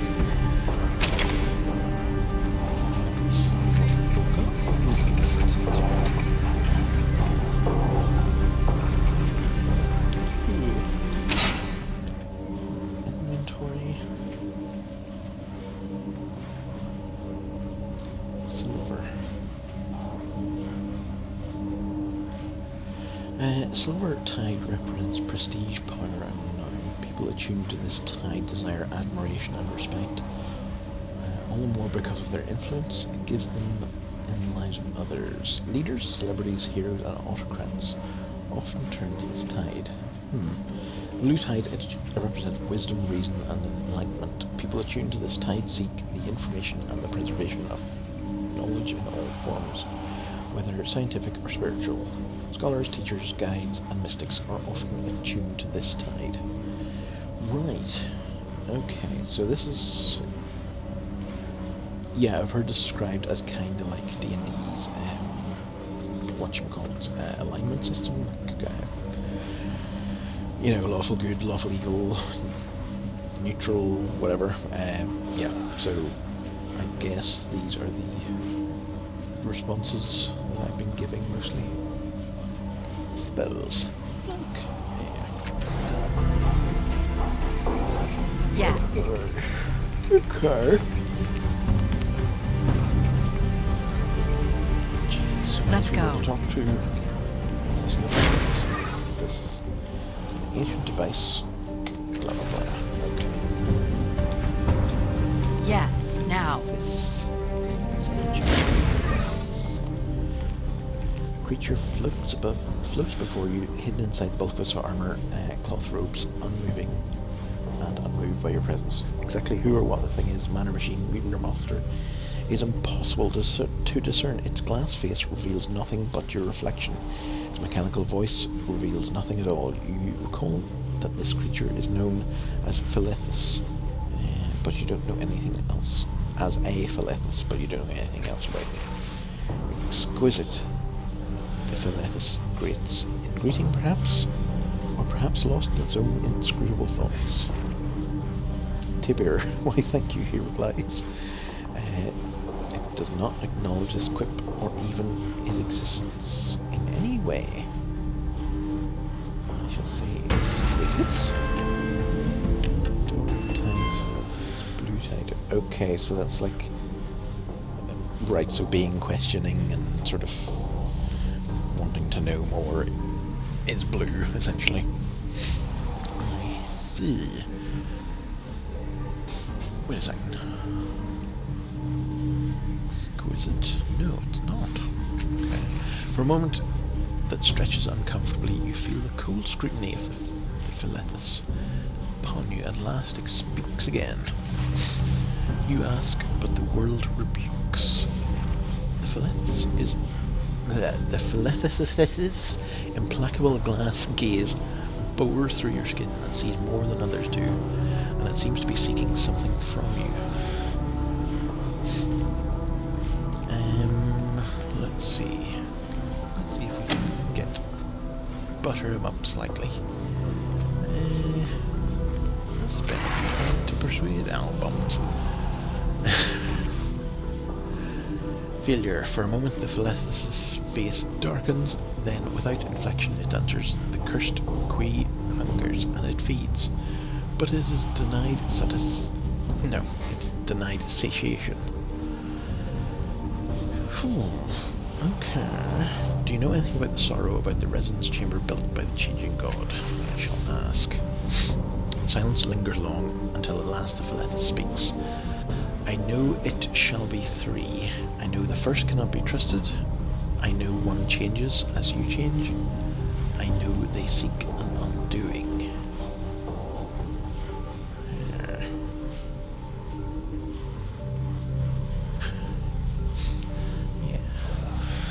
Please tell me about yourself in a way I can understand. No. What's this? Tidal surge requires trained tidal affinity skill to force it to tell you. Yeah, I don't have that, so. What do you want from me? Lethus ponders silently until at last it asks, when you faced Quarro, why did you not step first with your left foot? I mean, why didn't I attack him? Is I think what he's asking, and yeah, I thought that would be neater all round to not get into a fight. He accepts your answer in silence. After a long pause, replies, in his vault, the Cloven One reads from his great book to his disciples. He sleeps and awakens, and has forgotten his place in the grimoire. He begins anew. The book is a part of him.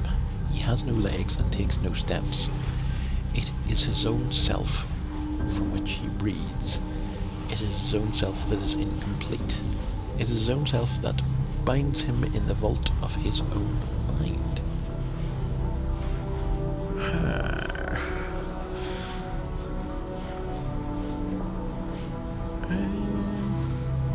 So who is the Cloven One? His disciples? Does that mean me, or does that mean the changing God? And am I a disciple? Jeez, I don't know.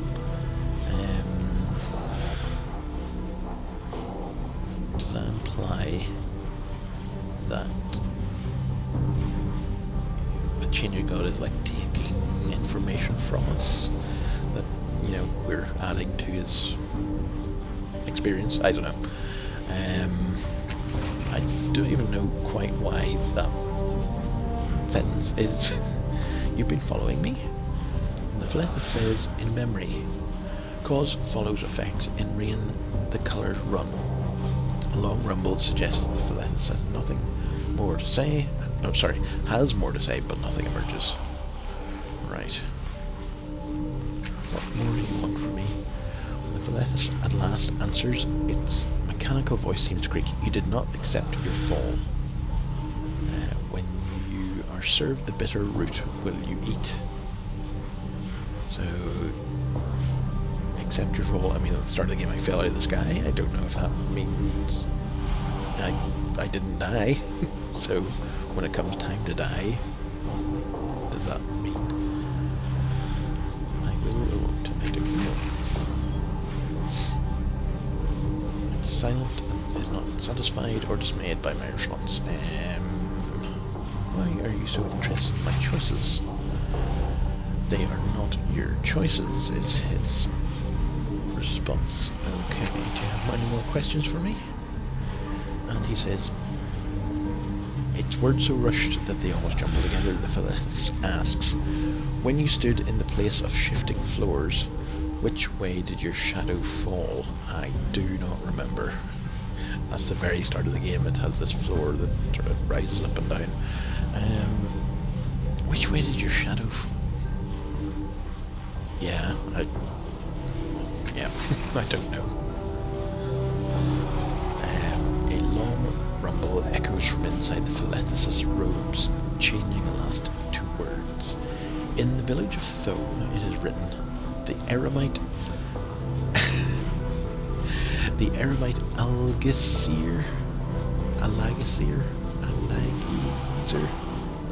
Alagizir. The Eremite Alagizir descended deep into the darkness, for he could not bear to see his shadow. Okay. What do your questions mean? What do you want? Which is fair. Philethus says, yes. The single flat word lingers in the air until the Philethus adds, what is the answer? Perhaps the thing wants you to answer your own question.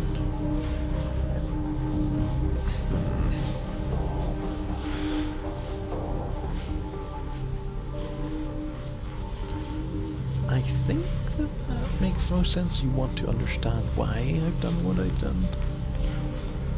I mean, The Philethus accepts your answers silently, giving no clue as to what passes within its impervious robes behind its impenetrable mask. At last, the thing replies that the nose does not the nose does not smell with words. Silver tide has raised a tiny amount. I'm gonna if it has any more questions. No, right. Wow, no, this is weird. As you step away, the Philethus swivels to keep its glass face trained up. As you wish. Exquisite. Okay. On it. On it.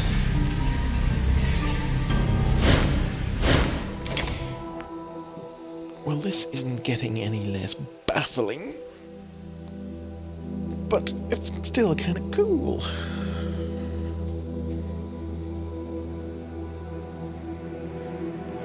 Loading. Oh yes, time for more coffee.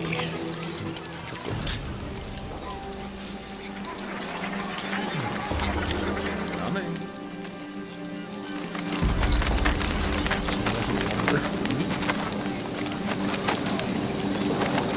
It is done.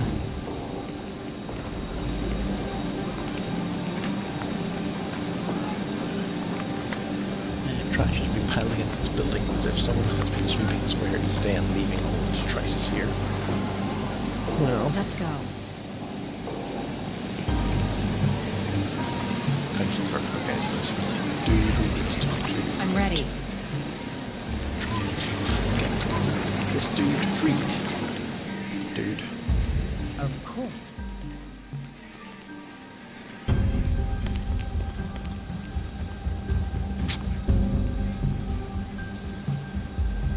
So is this the other generator for that clock? I'm going. Power still flows through this ancient machine. A brassy heartbeat pulses within it, just at the edge of hearing, and tiny bubbles orbit the entire structure.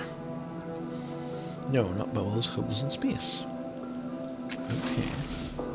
Examining the device, generator combines a huge number of mismatched parts into a functional whole. Once again, you notice the circuit symbol etched into the side like a maker's mark. Look through the orbiting holes in space. A sizzling beam shoots out of the hole and strikes you dead in the eye. It doesn't hurt in the slightest. Instead, your mind is briefly filled with the mouth-watering image of a slab of grilled something, and the chummy tones of an advertiser's sales pitch in a language you don't recognize. Okay. Let's have a look.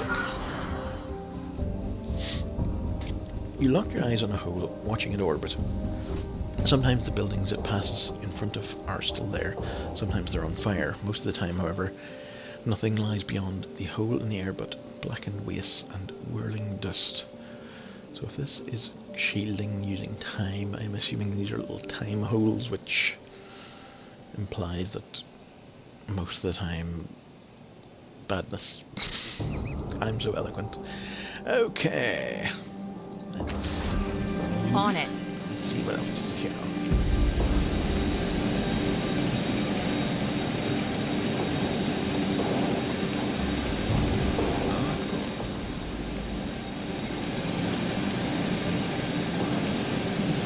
Yes, now. A glowing ladder. Metal rungs have been fastened to the side of this structure, extending into the darkness far below. We're not going to go down. Yes, Chuck.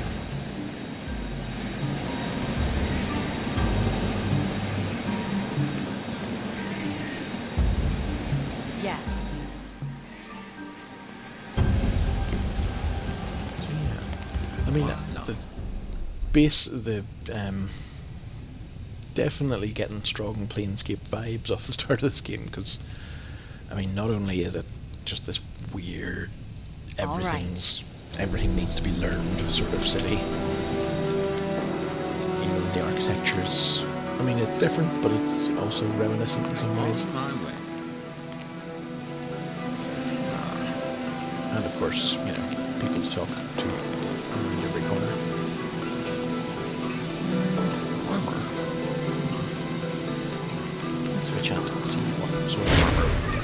planning on doing too much fighting, but you never know.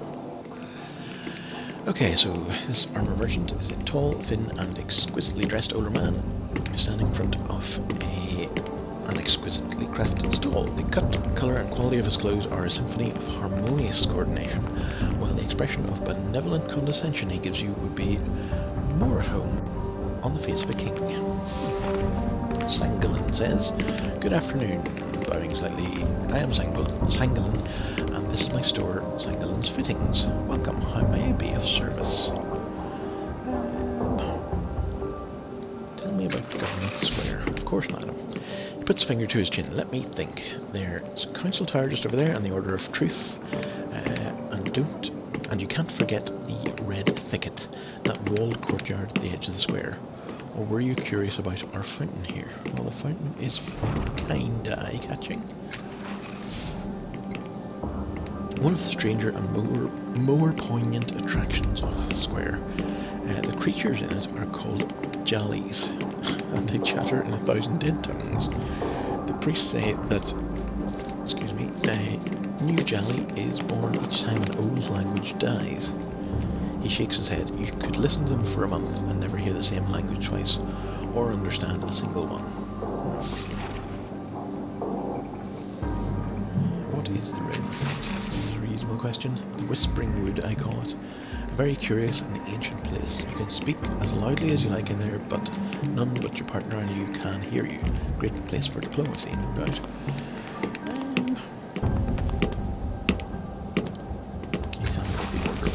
They are a credit to our city, wise scholars and deep thinkers. Excellent customers as well. They are very particular about their robes. Council Tower. It's ancient beyond reckoning. The tower's roots go all the way down to the forges in the underbelly. I take it that's where the ladder leads. And within it sits the Council of Sagas Cliffs, the finest, fairest legislative body in the Ninth World. And I don't say that just because they are my most valued patrons. They have run the city well for centuries, and thanks to me, they look magnificent while doing it. Wow. Okay, let's see what you've got.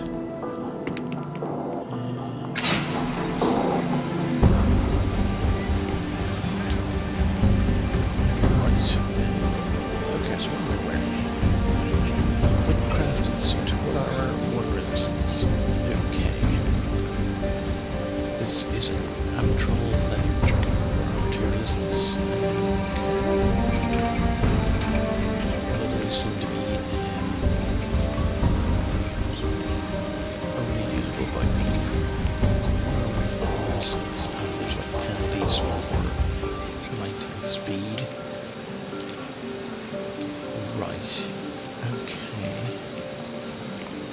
It's heavy armor. We don't want any penalties to anything. So, micronation armor. 65. I nearly have enough of it.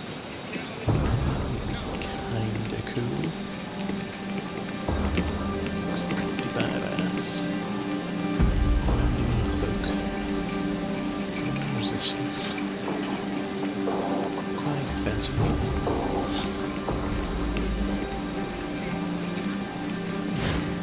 There is like, can't afford this yet, right?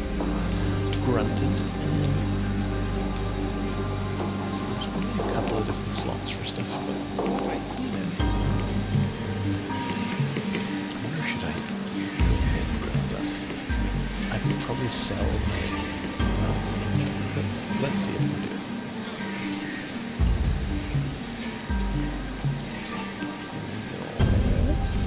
Okay, well, once I do some wonderful On stuff, my way.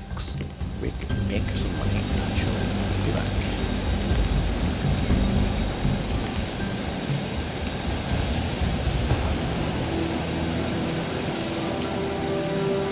Okay, let's see if we can get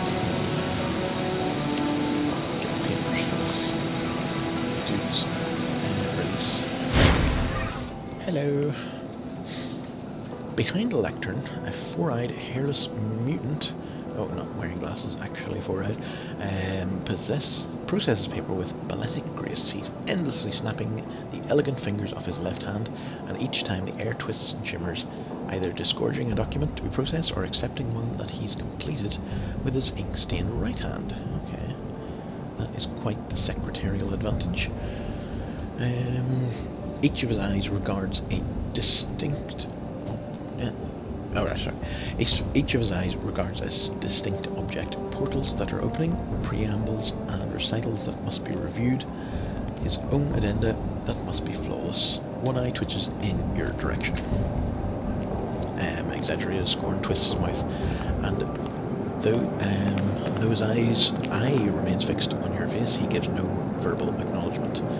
The closest he comes is a faint sigh. At last, after shunting half a dozen more documents to some distant cabinet, he condescends to speak. You must wait, of course, until council matters conclude. His quarter gaze leaves you.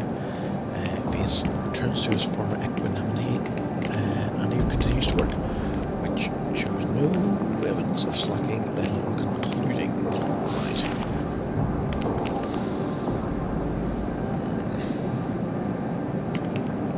So, might be best doing something. Well, maybe I'll not scatter his papers. I might just persuade. No, let's see. I have a thing. No, that's not that. Automatically succeed on quick fingers or smashing tasks, which doesn't help me right now. I really want to know how do I do this fence skill? I don't know.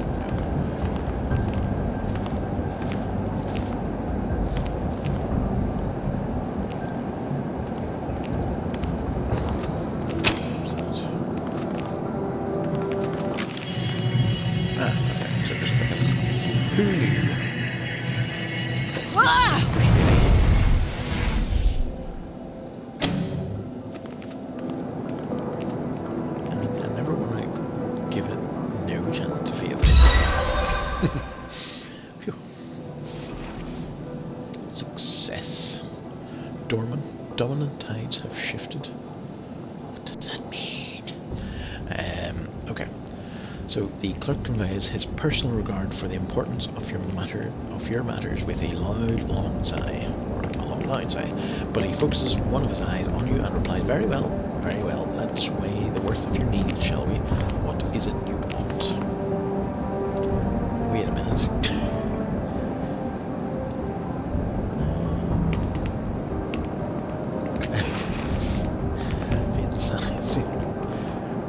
I thought...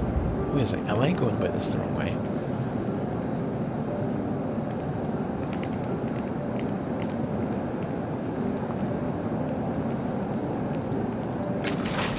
I'm going to leave.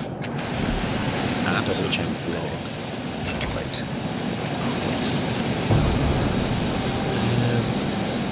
So, select execute his friend. 0.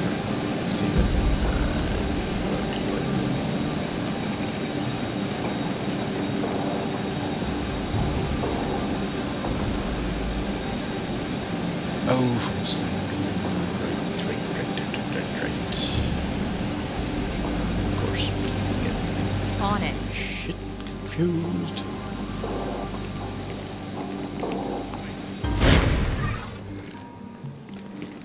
I mean, I'm definitely really enjoying this game.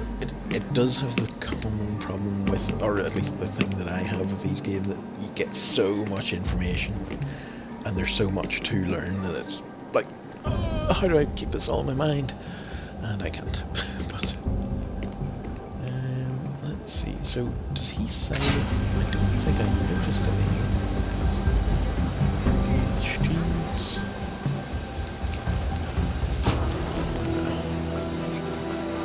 See if I can ask the dude here.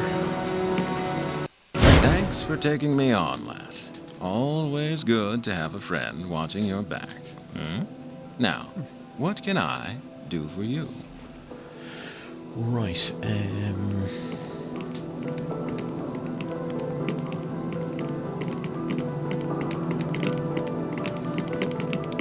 this is about Greece.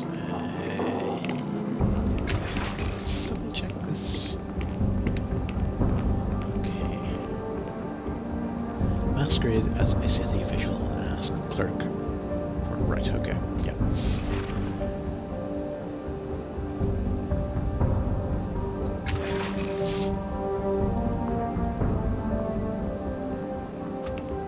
Okay, so we'll ask talk to him. Yes. All the right of it. Exactly the building we need to talk to. State of execution. Right. Thank you. Yes. So, purchase a badge from someone.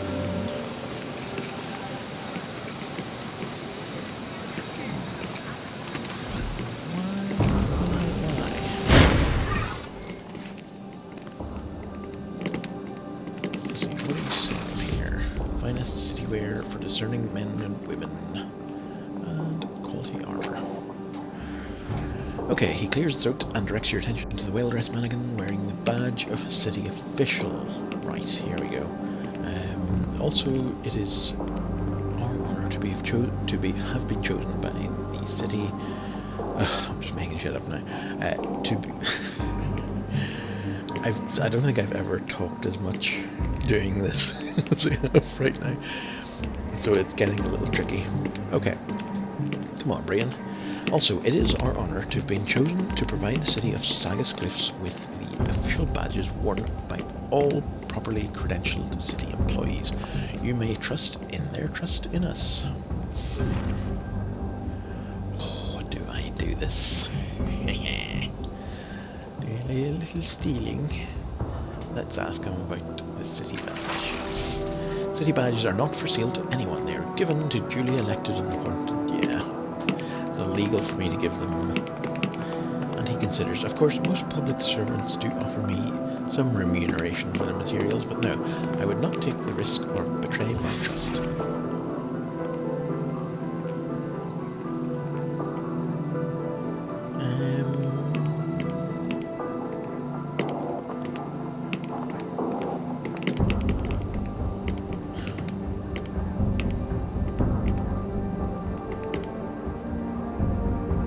Oh, right. Don't know why I'm getting confused here. It's plain as day. Tibir says, but you wouldn't be breaking the law. My friend here has just been made Undersecretary to Overseer Yin. A messenger should be coming along shortly with the letter of commission, but you know how Yin is, always a bit sloppy with his paperwork.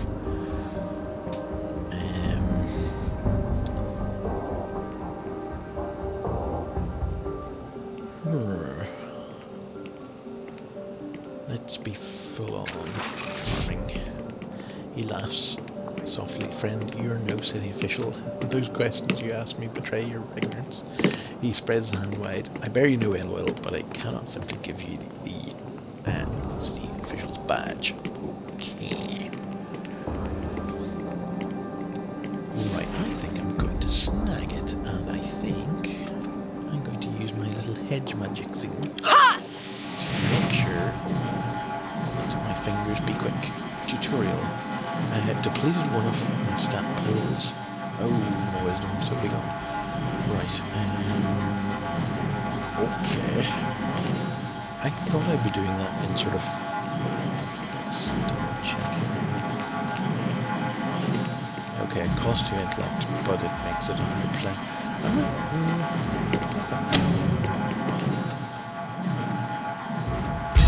That's free. I suppose it might have been cheaper, but yeah, probably is. So seeing what you're up to, Tabir distracts Sangolin by asking him about a beautiful waistcoat. When they're both turned away from you, you pluck the badge off the mannequin. Sangolin turns back just as you hide it, and he suspects Updated nothing. my journal. Yay! Crime!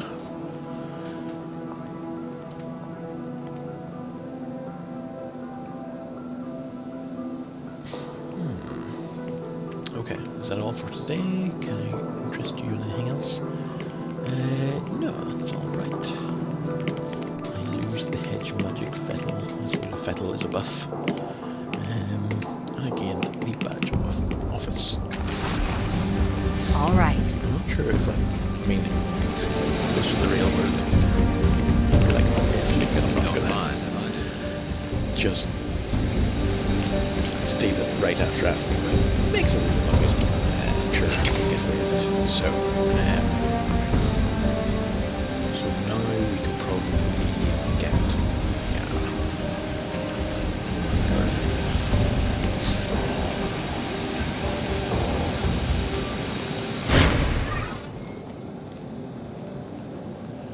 okay, Council Clerk.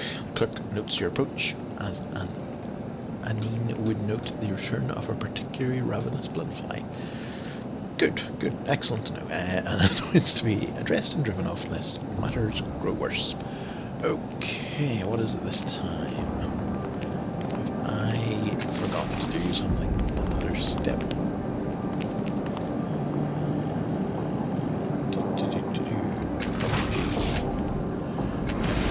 Allow me.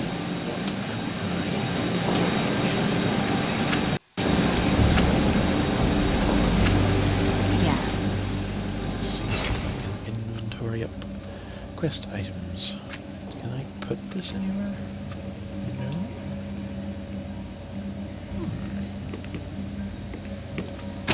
What am I doing? I have got the badge. I don't have the badge. I can try and obtain the stay of execution from the council clerk.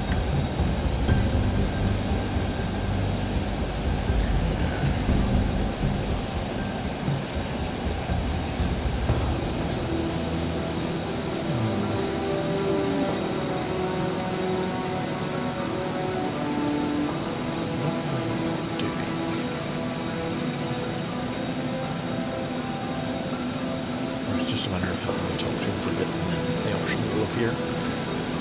That is a possibility. Okay, I'd like to talk to you about people. Maybe that's it. Ah. Yes, I should try looking at these things.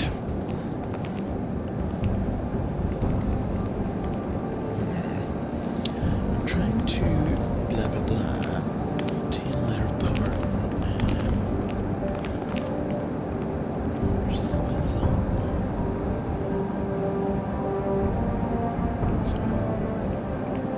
I'm like trained for today in persuasion, so obviously that's what I need to go with.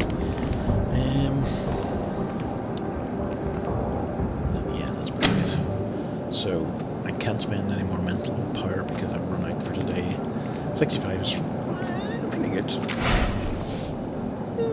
Pretty not good enough. Shit. Okay, so the clerk glances at you out of the corner of one eye. It seems you have confused a practical commitment to the orderly administration of the city's affairs with a romantic desire for reckless rough justice. I assure you, no such impulses move me. After a moment, he adds, to be clear, that is a no. With a philosophical air, Tabir replies, every injustice is another stone thrown into the gears of your great machine. Myself, I would not wait until the whole apparatus breaks down again. Clerk does not deign to respond, but you notice that his fingers tremble for a moment as they work. Okay, so... I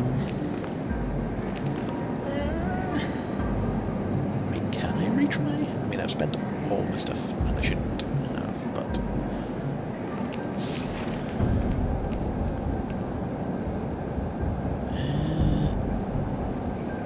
let's see. So it's another... I mean... Oh, wait. Right. Yes, I can get him to do it. I forgot completely about that. Let's just make sure. Okay, so the clerk hesitates for a moment and then shrugs. It happens that the letter was consigned to destruction by year's end anyway, given the confirmation of Cardin's demise.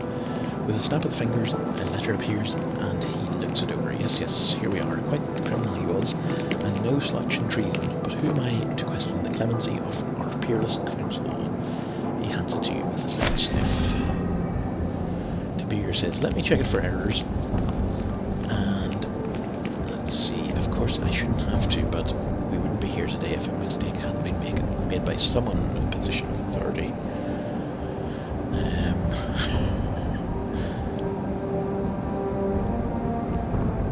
You tell maniac. De Beer chuckles low in his chest. I think we're going to get along well, you and I. You feel him writing something on the document, presumably Reese's name, before slipping it into your pouch and giving a polite little cough to catch the council clerk's attention. Everything appears to be in order, he says, mouth set in a stern line. I meant no offence, of course. Okay. Updated my journal. All right. The clerk turns a single angry eye to Beer's way. Of course, I understand, he says, his voice shaking. The eye moves to you. Do you have any other matters to discuss? I'm quite busy today.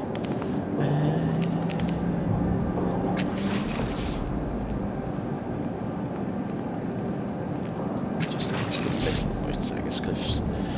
Paper covers Sagas Cliffs. Paper allows the fuse rule over the many. Paper allows the many to organise into a single whole.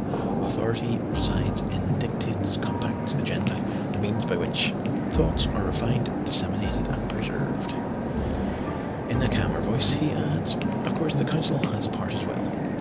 Each of the great slave families sends a representative, and they dicker and bicker until they form the will embodied in the paper, and I am their clerk.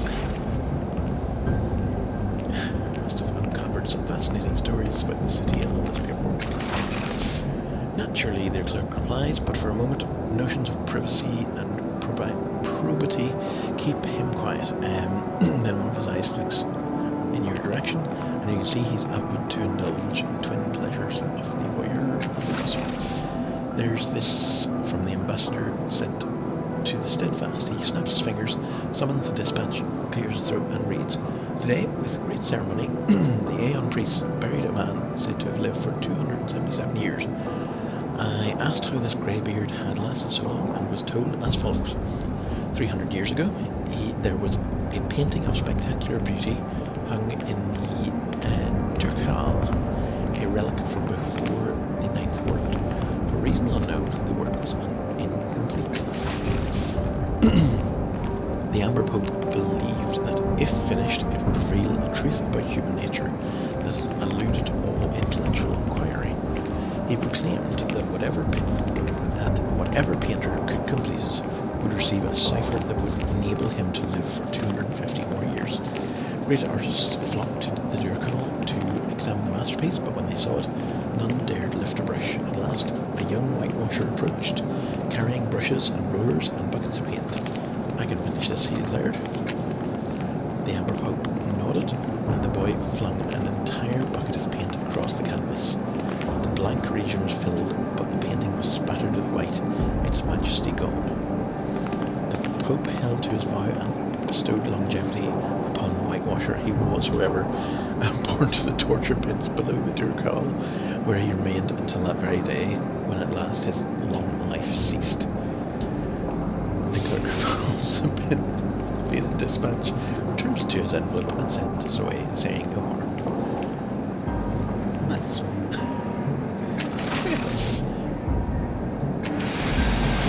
Of course.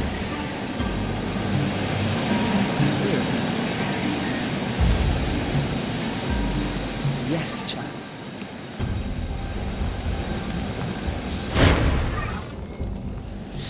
The fountain is constructed of a material that seems halfway between wood and stone.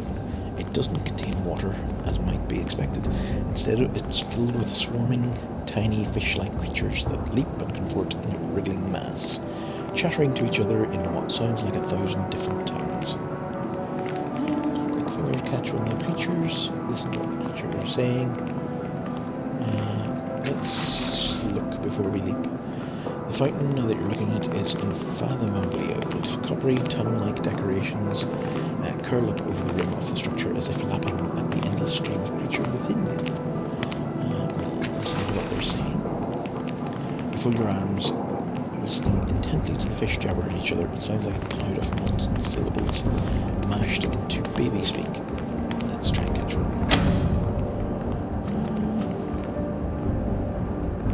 We're going to need to rest soon anyway, so let's give it our best. Hey.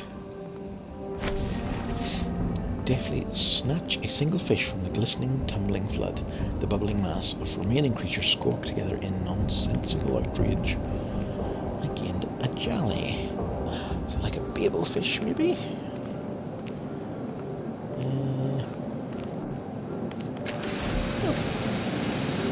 Fine. Not be greedy.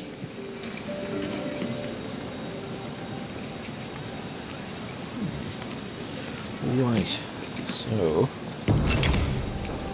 that done. Yeah. Stay of execution. Sure enough. And we can go on and do this. Try to complete this one quest and then I think I can sort of stop for the day.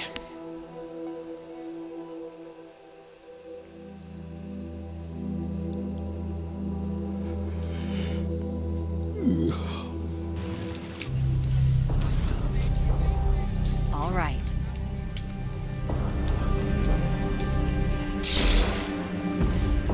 Ready.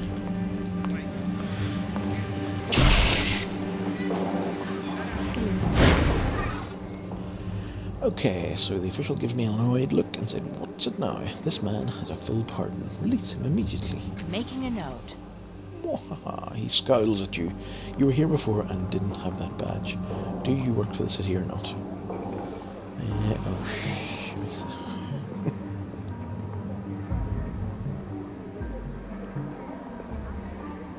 Yep, I guess this is my best bet.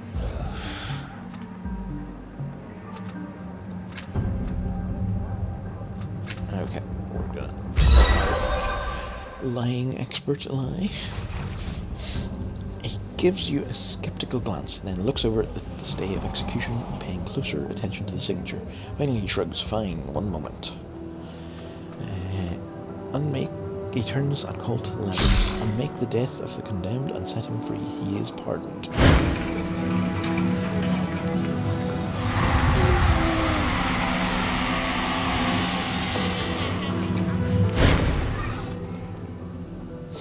Ian the overseer. He turns back to you and bows. There you are, ma'am. All taken care of. Oh, wait.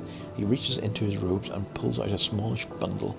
Here are his personal effects, which we were going to give to the poor.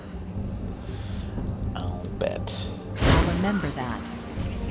I might give it to the poor. As in to myself. Reese. As the levies march off, the crowd disperses and Reese steadies himself. Not quite recovered from his ordeal. Finally, he raises his head and focuses on you. If you're the one who got me out of that nightmare, thank you, but where's that? His eyes settle to Beer. There you are, you slippery bastard. Now where's the money? If I went up through that hell for nothing, I'll... He chokes with emotion. A whole day to Beer. I spilled my guts up there for a whole day. He steps backwards, spreading his hands. To Beer, that is. Yeah, about the money. You see, Reese, I was hoping to get a reward for turning in the fellow who sold us that rally without telling us about its secrets, but...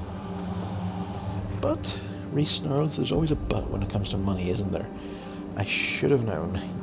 You only said you'd pay me so I wouldn't squeal on you, and you only saved my skin to save your own.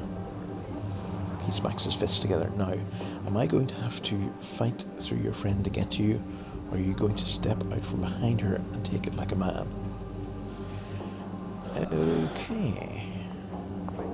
Let's get the full story. Indigo Tide. Read. What is the Indigo Tide? I'm so confused. Reese sweats and wipes his lips.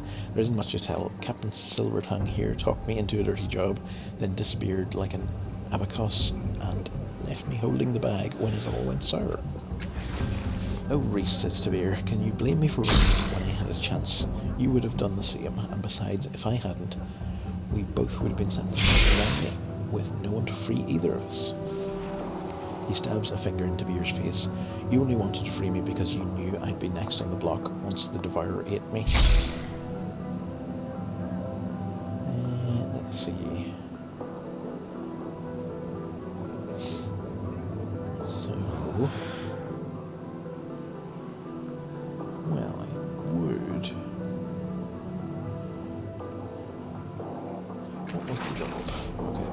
Tabir said we were transporting black market goods to Mirajolius, but he didn't tell me that he'd hidden state secrets in one of the balls using some liquid Numenera trick, which turned a slap on the wrist crime into a damn death sentence. Death sentence, Tabir says with an uneasy grin. You're live, aren't you? Reese glances at Tabir from under lowered brows. That's his maybe, but you certainly seem to know when the levies were about to come calling. He looks at you. The council somehow got wind of the deal and came after us. Funny how I was the only one home when they knocked on the door. So, I mean, I kind of know this, don't I? That he eats the memories.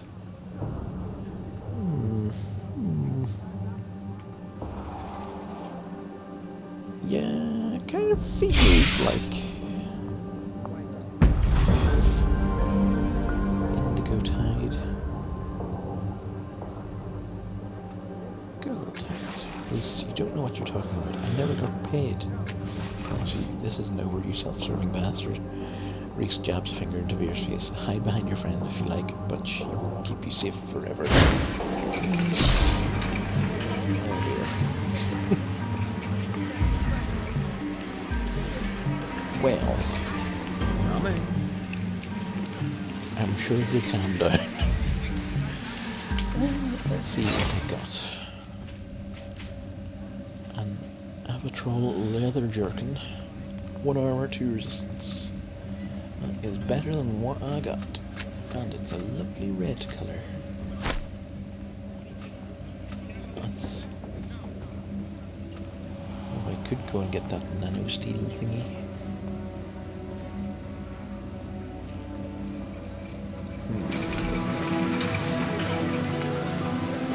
Right, I think that's it for today. If you're still listening, thanks for listening. We'll do this again. It wasn't as horrible as I thought it would be. Right.